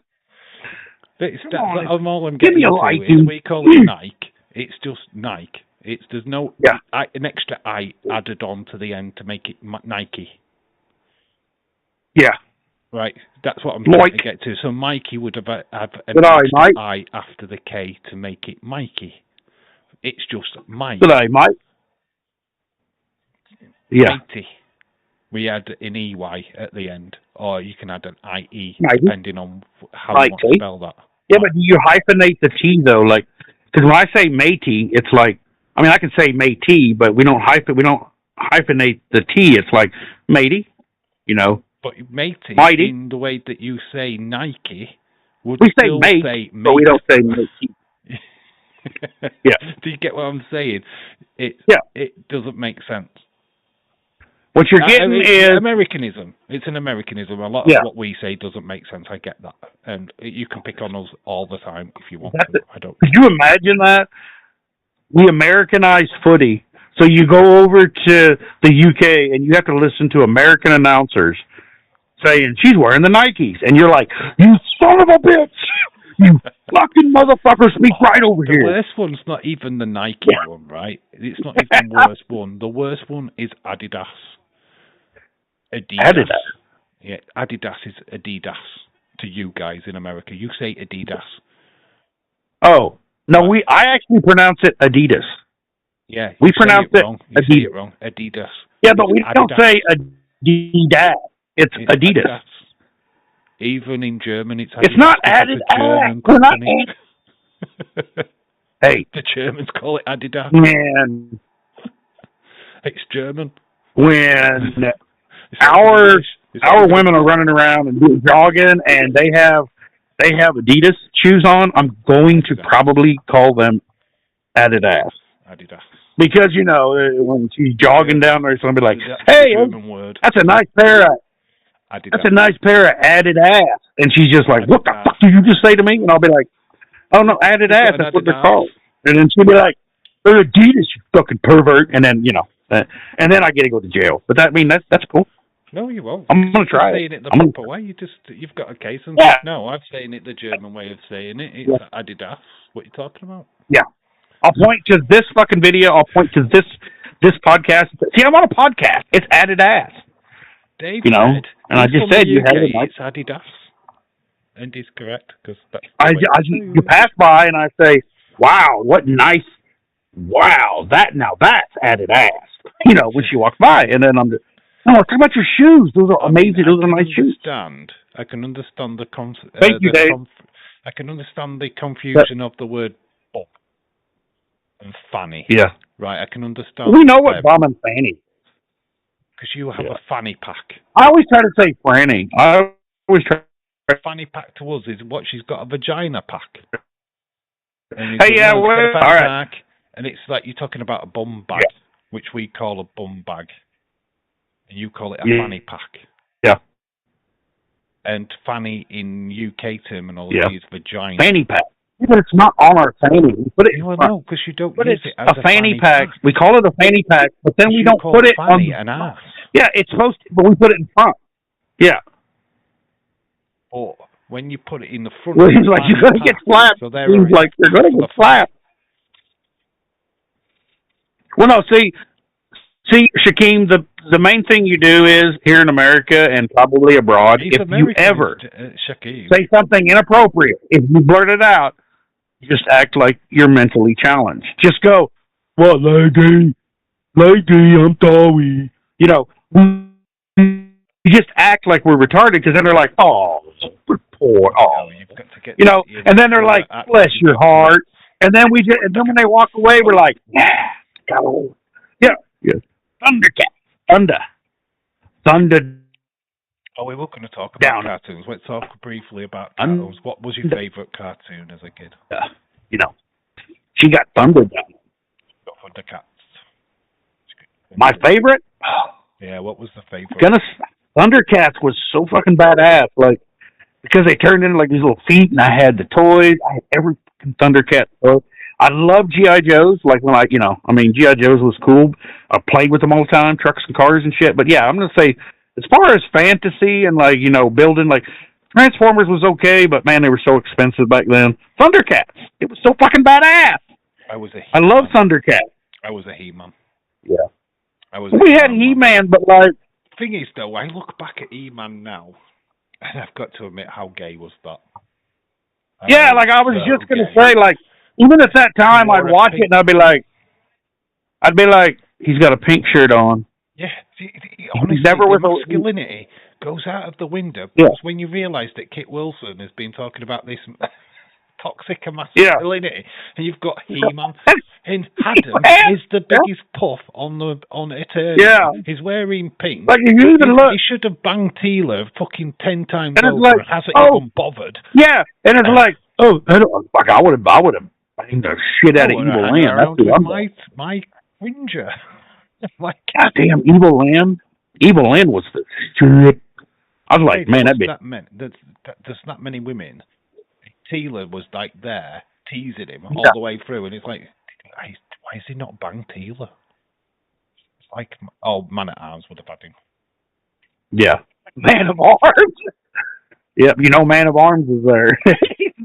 I always like Ram Man was always cool because he always just rammed shit with his head, and he was dumb as a fucking box of dead kittens. But like, you know, then you had like Many Faces. Yeah, many Oh, I faces. would have put. I'd love to be many So faces. good. You know, you I could like drop a fart. Fisto. You could drop a fart and just switch Yeah. faces and go, "What me?" Yeah, what me? I didn't know what the hell you're talking about. Yeah, that's the whole reason. No, I like Fisto because just big metal fist, and he just punched shit, and I was just like, you know what, Fisto. But then, Fisto, what a when it name. came to Fisto, I'm like, yeah, I don't really want to call myself Fisto. Like Dad's like, what? You want a big metal fist to do what? I want to punch things, Dad. And he's like, yeah, do you want to punch a dick? And I'm like, what? He's like, then when Dad, started talking about that part of the whole Fisto thing, I was like, I guess it does kind of make sense. I don't really want to be Fisto anymore. Many lesbians have had good time with Fisto. Saying. Yeah, I work. Fisto, their favorite. Okay, I'm gonna go ahead and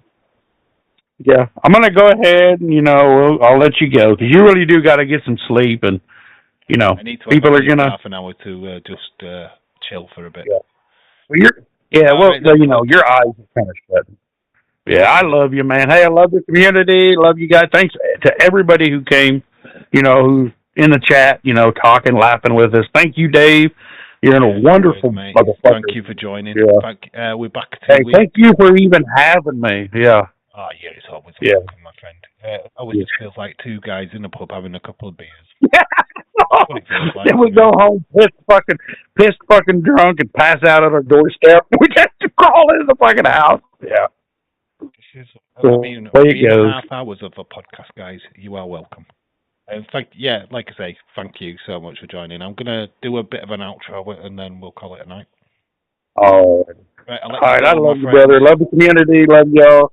Thanks for shout out to James. I'm glad you're getting up and around, man. Yep. Right, later, bud. There we go. That let's see if it's my hands actually.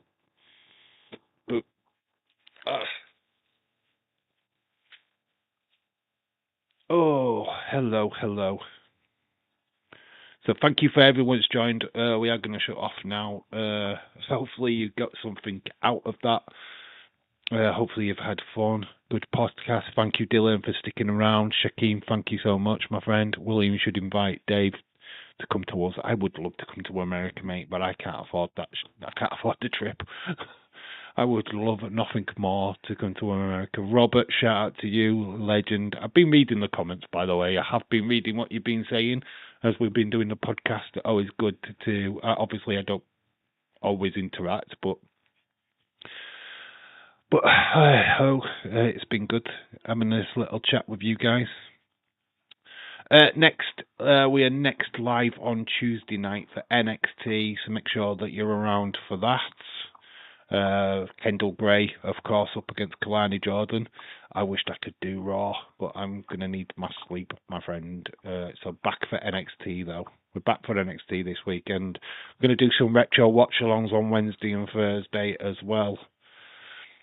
So, yeah, thank you for everyone who's joining. I'm going to get some rest now. Thank you for everyone who's joined. Thank you, William Ency, for being a great co-host. Always a pleasure, never a chore. And it just feels like we're in a pub. Just feel like I'm down at a local boozer with my pint, just having a good old chinwag. And that's what it should be about. That's what the podcast is all about, is just having a good chinwag. So, yeah, thank you for everyone who's joined. I've been Dave in Real Life. That was William Ency. This is Two Screw Jobs, One Podcast. And we'll see you in 2 weeks' time for another one. Bye for now. See you later. Should do a WCW one. We might do, Shaking. We might do. Right, catch you all later. Have a good one.